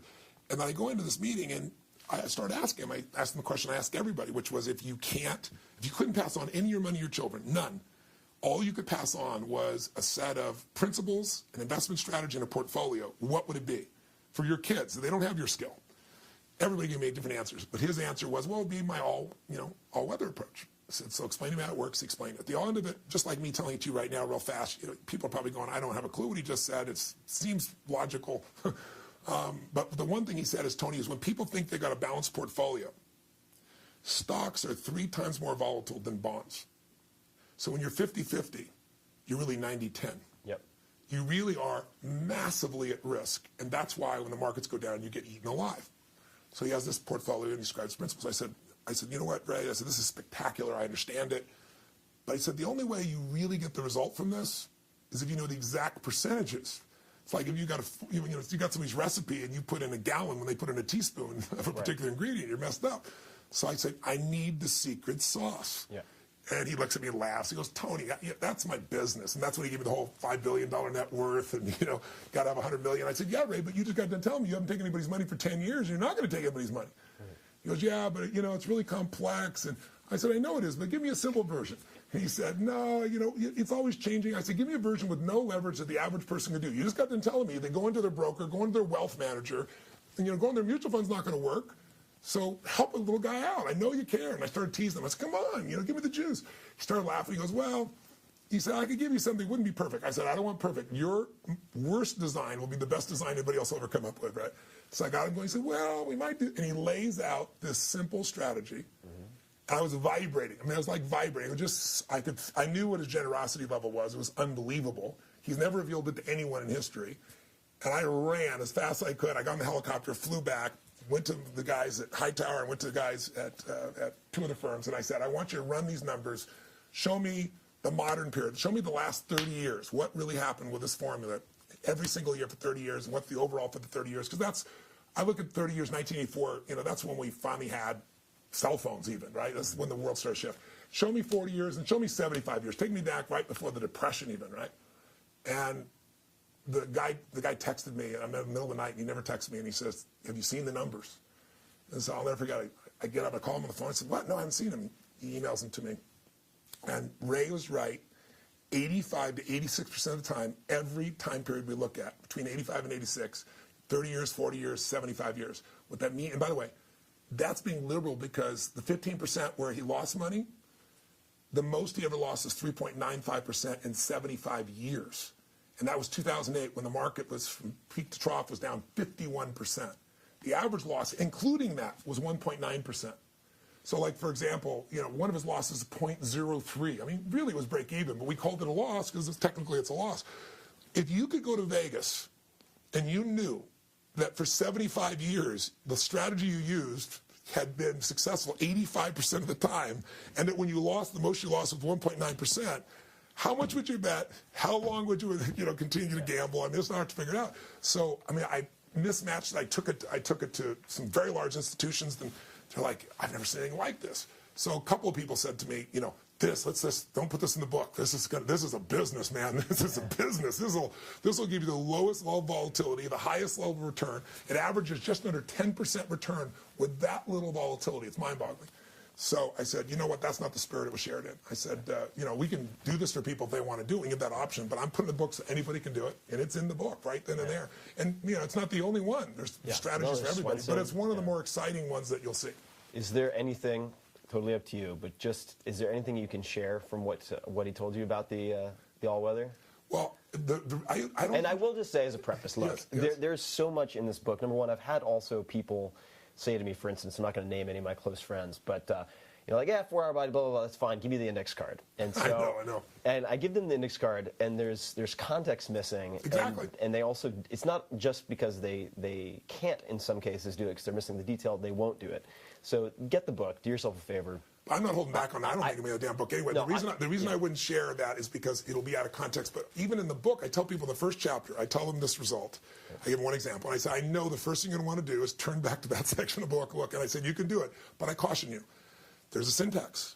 Yeah. There's a sequence. The dog bit Johnny Job the dog. And if you will go through this sequence, it's going to be more. If you know that portfolio, but you don't know truthfully what your risk tolerance is, you don't know truly what your personal goals are, you don't know what you need to avoid on the fee structure and the tax structures, then that return won't be very great for you. Yep. And more importantly, you won't go through the psychology. It'll make you actually follow through for a while. But if people want to do it, by the way, I then went to Hightower, which is the 5th largest registered investment advisory in the United States, $30 billion in assets, 13th fastest growing Inc. magazine company, fastest growing company. Amazing. Elliot is the CEO. Blown away by this man. I did an interview with him, and I left there going, this man is committed to total transparency. This man blows out all those fees, all this, to say it in the nicest way possible, screwing over that happens to most clients. He eliminates that.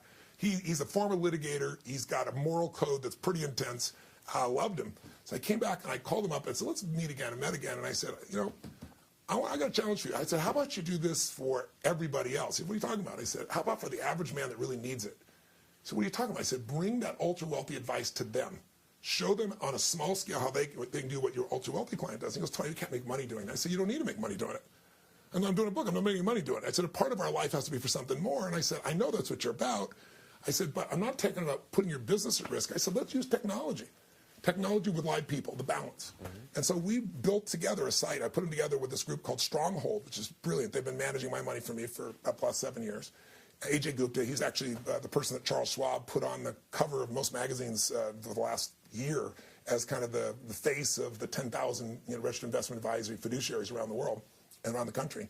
And the two of them got together, created a site. It's kind of like Check Your Broker. So now you can go online and you can put in all your accounts. It'll aggregate them. It's a patented technology. You get to see, what your real costs are on everything, all in one picture. So there's no BS, versus what you could have the same investments for. Right? It's like, why would I pay more? Second thing it does is it shows you what your real returns have been combined versus what you think they are. And third, it shows you what your volatility levels have been, the amount of risk you're taking, so you know. And then fourthly, it does a comparison to that versus other portfolios, including the one designed by Gray Dalio. And you can go, wow, do I want to do this? If you're a person like half the U.S. less than 25,000 of investable assets, you get to do the whole thing for free.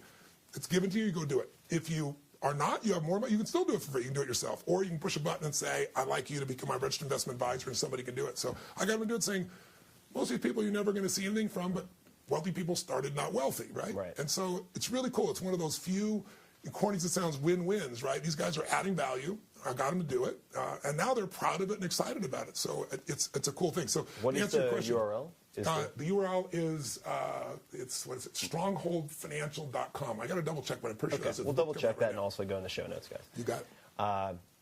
You were saying, to answer my question, I don't want to cut you off. Oh, which one? I'm sorry. I've got a lot of questions. Yeah, well, which one? You know what? Well, let me highlight a couple things. Oh, you answer your question. I said I don't want to come in here because even the book I don't do it to get there won't mean anything to you. I'm not holding anything back. You can go to the bookstore and open it up and read it and not pay anything. I don't give a shit. But I think you'd be doing yourself a disservice. What you really want to do is take yourself to the process so that when you get to that point, you can decide, do I want that value to be 20% of what I do, 5%, 10%, none, 50%? Because there are many different strategies in the book, and including, as you said, David Swensen. David Swensen is the most successful institutional investor of all time from Yale. He went from $1 billion, took their monies from $1 billion to $23.9 billion, $24 billion now in 2 decades. He's a rock star, nicest human being you'll ever meet in your life, and doesn't get paid 1/10 the rest of these guys. It's his dedication to Yale is why he's there. I mean, he could leave there and be in a totally different place. When he had cancer, the man said, listen, I'm not going anywhere. This is my bucket list, is to be here and to continue to serve at Yale. A man of such unbelievable integrity, and he gave me his exact portfolio. It's in the book also. And he actually gets a higher return, to give you an idea, than Ray does. But you have to go through a hell of a lot more volatility, obviously. So that's why your risk, you see why you got to know what your real, what you think your risk reward is in your mindset versus what it really is. You'll know when you go through the book. If I can make a request, yes. I would love for you to interview the guy who hired Swensen for Yale, because talk about the best hire of all time. No kidding. I mean, just the psychological profile on the guy is so unique. Yeah. So a couple of things I'd love to just underscore for folks. The first is, and again, this is pulling stuff from the book. I'm going to paraphrase some of it, but I think it was Dalio who said something along the lines of, like, losers react, winners anticipate. It's actually me, but that's okay. It's you. I'll give it to Ray Well, you know what, It'll sound take better that as a compliment. No, but the point being that and I guess Mark Twain quote is also in there, which was what history doesn't repeat itself, but it rhymes. Yeah. So there are going to be crashes. There are going to be black swan events.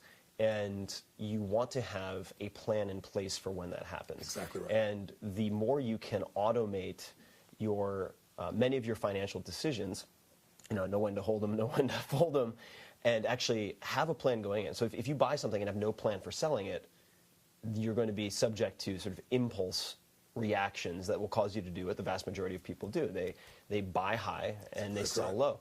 So what is in this, what we're talking about when we talk about asset allocation, among other things, just to sort of try to distill it for people as a concept, is that you have uncorrelated or inversely correlated buckets, so that if one portion of your investments goes down because of inflation, deflation, fill in the blank, there are others that go up, which mitigate your risk. That's correct. And what you notice, and I live in Silicon Valley, I'm very involved with tech. That's sort of been my sandbox for the last close to 10 years, I guess. And what you notice about the best, 95%. So talk about venture capital is very similar to mutual funds. So it's the vast majority are horrible. As a class, they're terrible. Yep. However, if you pick the unicorns and you use the same term, there are Reid Hoffman or there are a handful who are very, very consistent. And so what I've tried to do, just like you did with a lot of these hedge fund managers, is look at what separates them. And what separates them is you have the vast majority of tech investors who think high risk, high return, I've got to swing for the fences, I'll be okay as long as a third of my startups lose money, a third break even, and a third make money. Wouldn't be nice if life worked that way. Yeah, it doesn't work that way. Whereas the guys who are really good realize that there's a power law distribution. One or two of their investments are going to make up for all of the losses. And the very top of the top, even though they don't talk about it publicly, if they have a lot of their personal money at play, have thought a lot about asset allocation. So if they're heavily vested in tech and it might have an IPO, blah, blah, blah, they have an entire basket of shorts on the NASDAQ or whatever it might be, so that, by the way, it's not always high risk, high reward. If their tech goes to hell, they have enough money that is betting it's going to go to hell that they don't lose a lot of money, if at all, or maybe they even make money. That's absolutely true. And so I think it's a way of doing it that you mentioned. I think your brain may have been going this direction. Maybe I'm wrong, but Ray Dalio actually said something in there that stuck with me brutally. He said, I don't care what it is that you think you're great at investing in or you like. Most people invest in what they like, real estate or stocks or bonds, or what they think they're good at or what they've been raised with. He said, whatever asset class you invest in, I promise you, in your lifetime, it will drop no less than 50 and more likely 70% at some point. Yep. And he said, that is why you absolutely must diversify, because you're saying, but I can make so much more in this side. I've had people throughout the years, I teach this bucket theory, this idea that if you want to do is make asset allocation simple, it sounds like such a big word. Yeah. It's just buckets. Some of my money is going to go in a secure bucket. Mm-hmm. That bucket is like a church steeple. It's not going away. It's very secure type investments. Its upside is not gigantic in terms of speed, but you know what? The compounding process, if you give it enough time, those low returns are giant returns still, but you're not gonna lose. And then there's this bucket called, what most people call growth bucket, I call risk growth, because it's really risk first. Yeah. And on that, I'm taking bigger risks for potentially greater rewards. And now the question is, how do I balance these? Am I 60-40, 50-50, 80-20? And that's designed really by three things. Number one, what's your real risk tolerance, not what you think it is. Yeah, and they're never the same. They're never the same. I do these wealth mastery programs for years, and invariably I'll do some crazy thing like I'll say, everybody stand up, make change. They look at me and go, make change. And they start reaching in their pockets and making change. And so somebody will pull out $5 and $10, and somebody pull out $100, and someone will come up and they'll take it and give them $5, and they're like, they don't know how to react. So this goes on for 3 or 4 minutes. The music's going on. I go, okay, stop, right, sit down, and they go on like I'm talking about something else. And invariably, somebody's like, hey, wait a second, I want my $100 back. I said, what are you talking about? They said, I want my $100 back. The game's over. I said, when do you think the game was over? Would you think the game had ever gone over? Right? And who said it was your $100? Yeah. Right? And it's like, it takes a while before they finally get, I'm stressed about $100. What do you think is going to happen when you lose $1 million or $500,000 or 100,000 or 10 grand? I mean, your risk tolerance is not what you think it is. So when you find out what your risk tolerance is, and we got great ways to do that in the book, and then you figure out, really, how much time do you have? If you're younger, you got more time to make mistakes, and so you can take bigger risks. You got timeline on your part. And then the next piece is, how much is your cash flow? What's going to be the real flow? If you look at those three things, now you can decide how much goes in my secure bucket, how much goes in my growth. And if you don't make that decision, it's the most important investment decision of your life, according to everybody I interviewed, like what percentage secure, what percentage growth and risk. Then when things come up, you're always going to go for the growth risk because it looks so sexy and exciting. And I can't tell you how many people over the years have done this. They're telling me, why would I put money over here when I've got this real estate and I'm making 120%? I have a friend that built some of the first big condos in Vegas back in the boom time. And he actually went through my programs, sold the business he had, made $200 million, invested in these condos, started building the panorama towers and places of that nature. And he was up to like $750 million. I kept saying to him, dude, take some of your growth money and put it in the secure bucket, right? How many times I told you this? He goes, Tone, I love you. I made $200 million because you, but now I'm really, like, what I touch goes to the gold. I'm listening to his ego and I'm going, I love your brother. But I said, you know how many times I have this conversation? And then guess what happens in 2008? How much do you think he lost? He was worth $750 million. He'd grown that rapidly in those short years. What do you think happened to his net worth?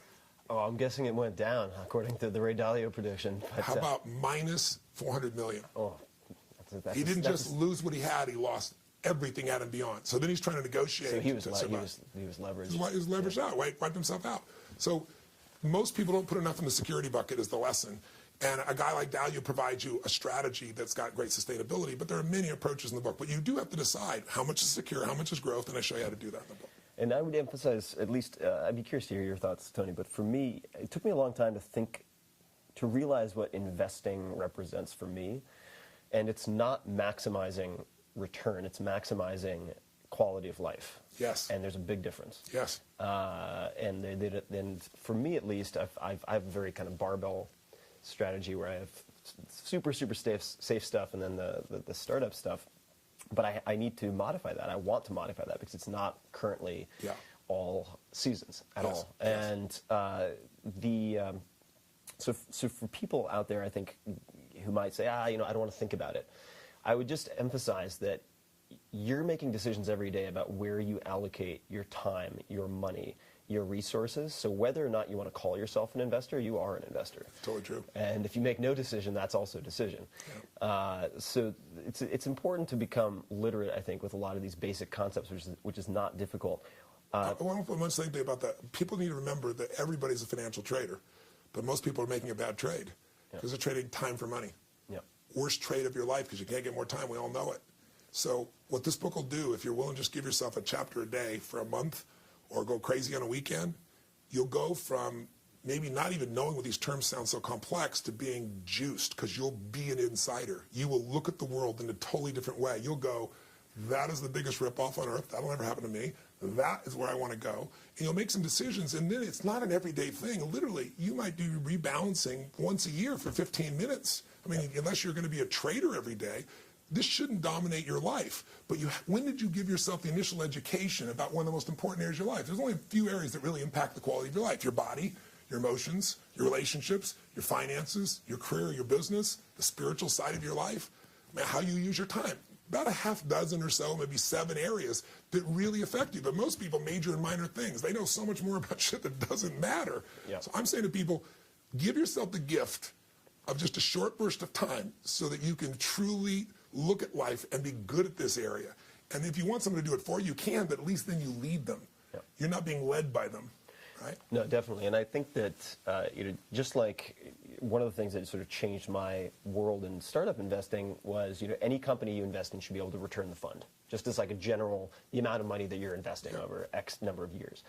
And just like the sort of $1 to $5 principle with Tudor Jones. And there are a couple of pithy heuristics, like rules of thumb, that I think will change how you view not just money or stocks, but the world in general, such as assume, in the Dalio case, that your favorite area, your kind of pet investment bucket, is going to decrease by at least 50% in the next X period of time. 50 to 70. 50 to 70, even better. 70 will get your attention. Yeah, that'll get your attention.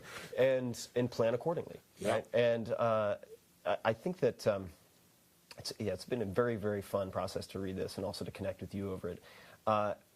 Let me ask, if I could, because I know you've got a lot planned, and I also want to finish up the last few interviews in the book, reading the ones that you did. I'm curious if there are any particular funny stories, or what was the funniest story or interaction you had while researching or writing this book that comes to mind? Well, I think you shared one of them already. I think it's funny now. It wasn't until funny in the moment. Is walking in Carl Icahn's office, so excited, so prepared, ready to rip open, because this guy, he's got the greatest returns of anybody out there, and very few people know that. Kiplinger did the first review that really showed all the numbers. I mean, if you'd invested in him in 1968, you'd have a 31% compounded return within his firm, versus at Buffett's firm, you'd have a 20% return. People think of Buffett as the ultimate guy. So I got these facts, figures, I'm excited. And to have him literally throwing my video crew out the door and then telling me no audio, and I'm like, how the hell am I going to keep up with this guy capture the notes? So that'd be one. A fun moment was introducing Carl Icahn to Jack Bogle. They didn't know each other, and they're fans of each other. So it's like I came from being an outsider to now introducing them.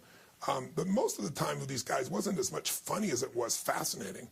It was just seeing the level of they play the game. It's like with a great poker player. They know the psychology, they know the numbers, they know the probability, and you just realize why most people are never going to win, because, they're not going to win gold medals against these guys that are playing this game day and night and day, So, and some of that isn't new to me just because Paul's been my dearest friend for, 21 years now. But it's fascinating to see that in every industry, in every sport, there are a few players that play at the highest level, and they have one thing in common above all else: hunger. But it's an unquenchable hunger. You have that hunger. I see that in you. That's why I'm a fan of your work. It's like you're going to keep finding the answer. Doesn't matter what answer. You got to want to know more.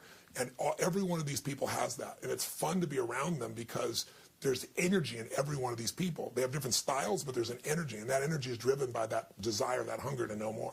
And the other observation and that was reinforced by reading the book was that they have principles. They have operating systems that they use. And whether you are trying to lose weight, trying to quit smoking, trying to improve your investment returns, you can insure against your lesser instincts by having a system. That's and right. putting systems in place so that when you have the impulses that are going to lead to your destruction or eating the cupcake when you shouldn't eat it, Yes. that you can mitigate against that. And it's possible you can set these things up in advance. I would love to, before we wrap up, just ask a couple of rapid-fire questions. Sure, go for it. Okay.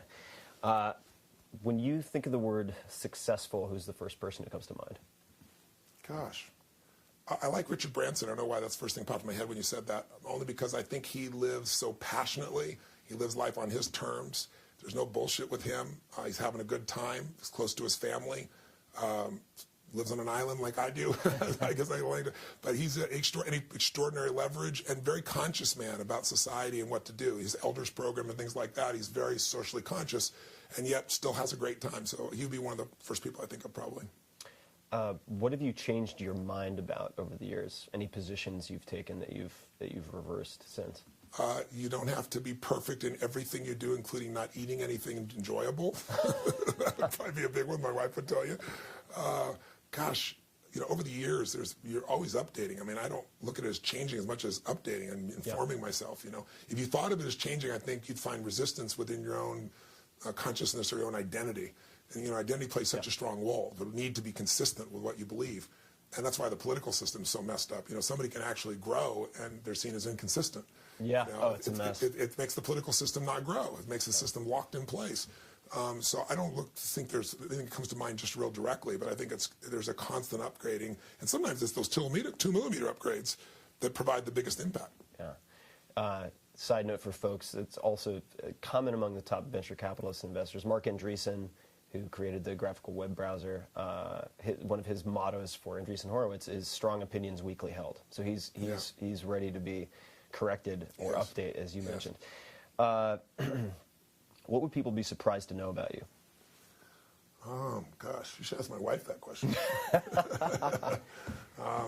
I don't know. Some people would not be surprised at all. People in my events would not. I'm a love bug. I'm the kind of guy that I can be brought to tears by seeing someone do the right thing.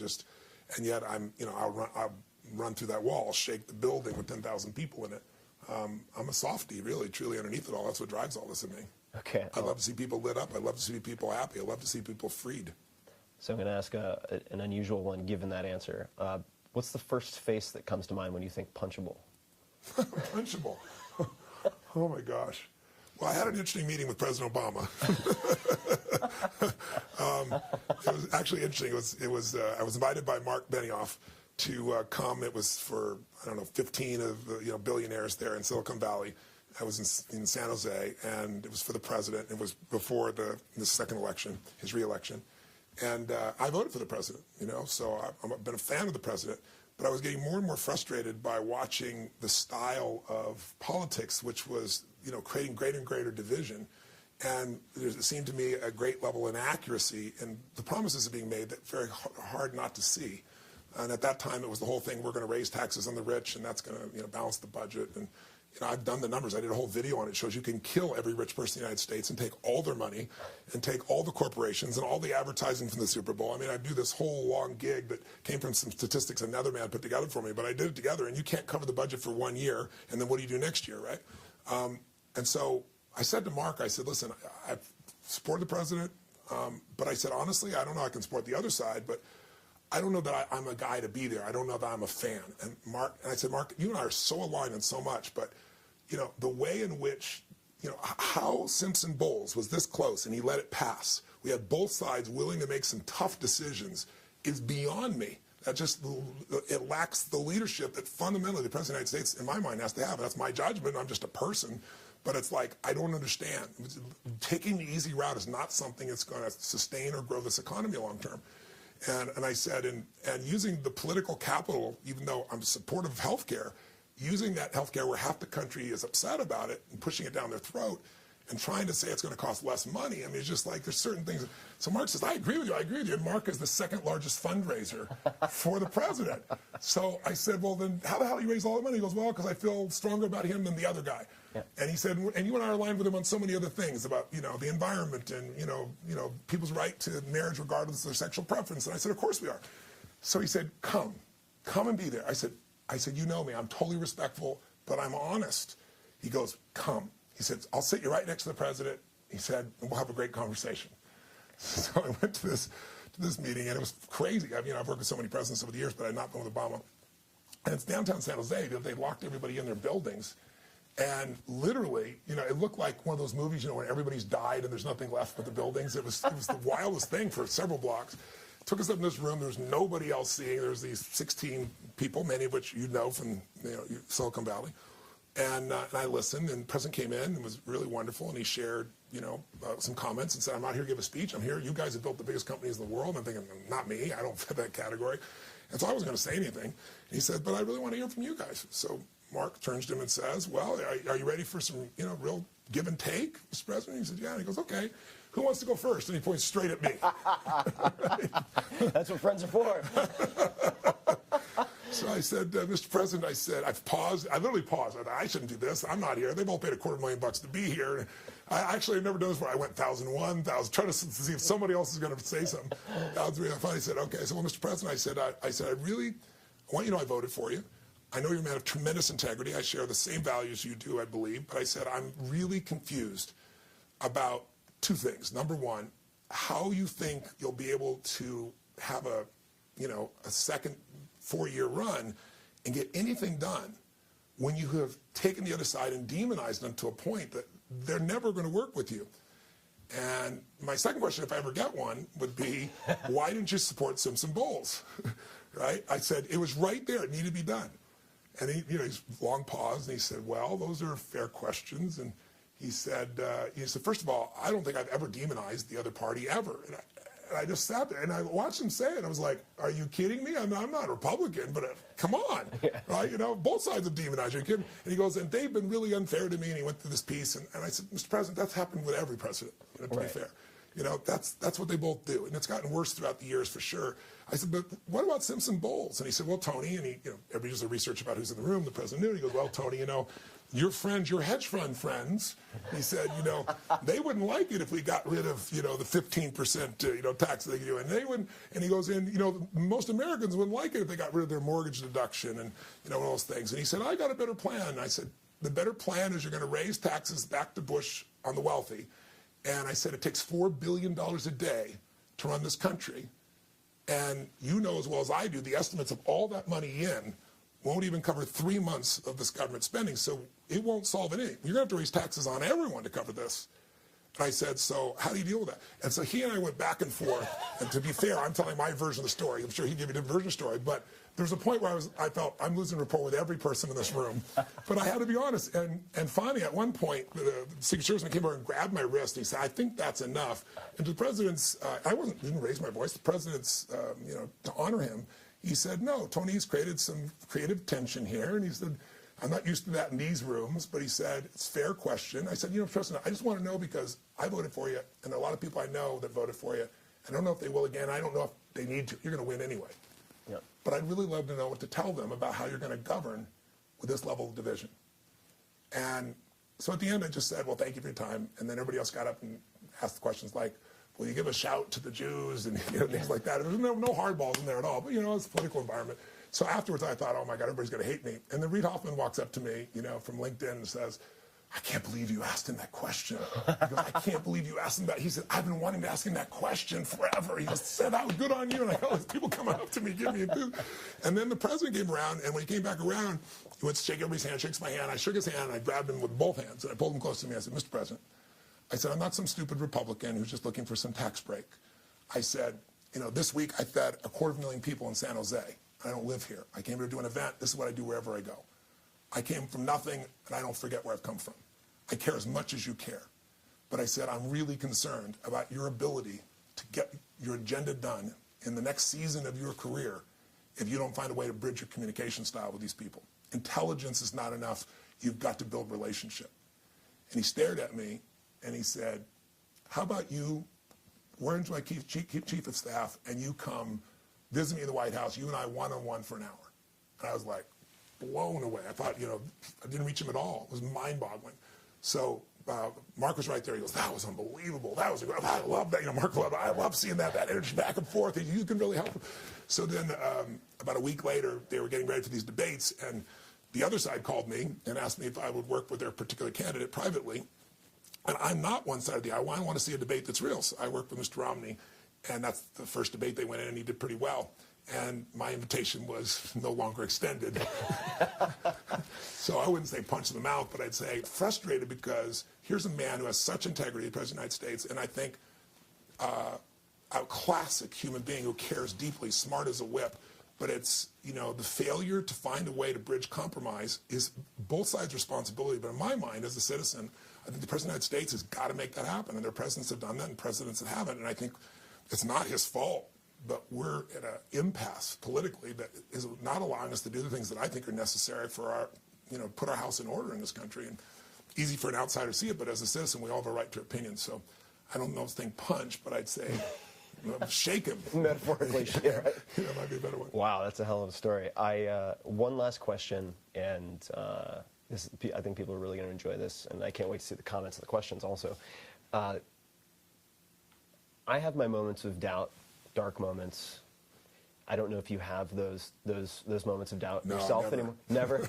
No, what do you do when you have those dips, when you have those down moments and those doubts? moments I've experienced primarily when I've found an inner conflict that's hard to resolve, and that's been in the past when I'm traveling around the world. I feel like I'm made to do what I do as a human being. I'm certainly not the only human being who can help people, but I'm able to help a lot of people, and I feel it's a privilege and it's a gift and something that's earned and something that is part of grace. And yet the greatest thing in my life, outside of my work and my family, is my wife. And ironically, when I met her, she had extreme motion sickness since birth, and I spent almost a decade going everywhere because she would throw up we never want to be apart. And she would throw up on the flight up and on the flight down. And she literally lost, I don't know, it was 19 pounds, which she couldn't lose. She was a size 0. I took her to every type of physician. I took her to every kind of natural healer, acupuncturist. I took her to NASA, the expert there. Nobody's able to help her. I took her to the guy who works for the Top Gun pilots, because if they lose their vestibular system, they're dead. So he had this system. And he was the only one who could help her, like maybe 10% of the time not throw up. But the process she did, this tightening in her body, created a constriction in the lymph fluid, and she developed a tumor. Oh. And so the darkest days are, what I think I'm made here to do and is hurting the person I love most, or I've got to be apart. And, corny as it sounds, I just believed that there was a larger lesson that I need to find a way to break through, and we finally did. And she doesn't love motion, but she no longer throws up on any flight. And it was ironically an experience in India, which sounds so bogus to me, but I experienced it. She's never thrown up since that time. It's mind-boggling. It's this man who's he's not of any particular faith. It's called oneness, and he does this form of meditation work where it basically primes your brain to a certain way of being, and it balanced her body out. Just amazing. But the point of the matter is, I went through all this pain, all this questioning, all this doubt, but I kept asking what's right, what's real, and I trusted my gut, even when it was painful to trust my gut. And I found that that's probably the most useful thing. The other thing you got to do is, it sounds stupid, hydrate your ass off. Make sure you rest, because in a lowered state of energy, you'll doubt everything. And the worst thing can happen if you are what I call energy rich. If you are physiologically at a peak, you can slam anything against you and you'll know. And so that's not to say you won't have those downs, but that's what I try to do. Put my body back in the strongest place. That'll put your mind back there. Your heart is always there. And then ask what's right and live it. And you're going to still make mistakes. And when you do, I think it's forgiving yourself and learning from it and moving the hell on to what's next as quickly as you can, so that experience allows you to help other people. And for me, the worst events I've ever gone through in my life have always been the best events, because I figured if I'm experiencing this, someone else is too. And if I figure it out, I can help millions of people. And that's given me sanity. So I'm not just dealing with my pain or bullshit or whatever the case may be. And that's a big part of my life, is ending suffering, which is impossible. But ending it in areas of people's life is possible. And, as like I always say, it's corny, suffering is optional. Pain, everybody's going to have pain in their life, but suffering is optional. And I really believe I can help people get out of that. And more importantly than get out of the suffering is to give them an experience of more of the joy that's already inside them. And I live to see that light in their eyes, and I'm going to look forward to seeing it you at some point at an event, because you'll have an experience of it, and it won't be this discussion. Discussion's wonderful. Experience is 10 times better. I always tell people, a belief is a poor substitute for an experience. right? You can believe all you want about what you think something is, or investing is, or what China's like. Go to China, get in the experience, go to the event, then you'll know. And I'm a big guy on put people in the experience as quick as they can and let their spirit and their heart and their soul kind of take over. And that's what my life's about. It's a good mission. It's an amazing mission. Where can people learn more about the book, more about you? Where would you like them to visit you? I'll give you an address, but they can go to TonyRobbins.com. That's the easiest way.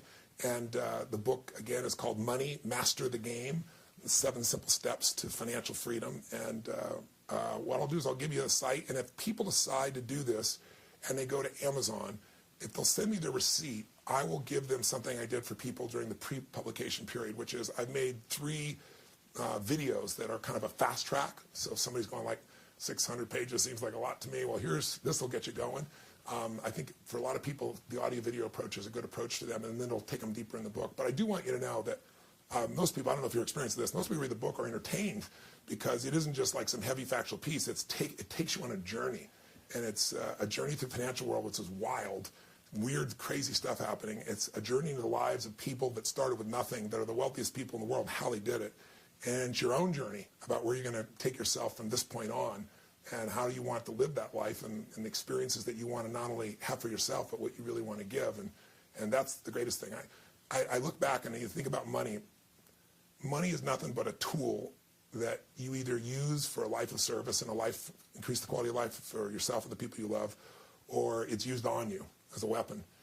And I'm big on saying, time for it to no longer be a weapon used against you. And the only way to do that is educate yourself, and you can do it in a way that's really fun. And that's what this is. Oh, absolutely. So, guys, check out the book. Check out Tony. Tony, you've had a huge impact on my life. And just to the entertainment aspect of the book, I have tons of books sent to me. I mean, dozens a week, as I'm sure you do. Huge stack. A lot of the questions that I asked did not require me to read the book. Yes. And I ended up pushing off probably a half dozen important projects of mine because I got pulled into the book. And I remember I emailed you and I said, you know, it's been 20 years, you still have it. Hot damn. Like that feeling, the sort of the Tony Robbins response that I had reading your material back in high school. And I remember you emailed me, you're like, high school? How old are you?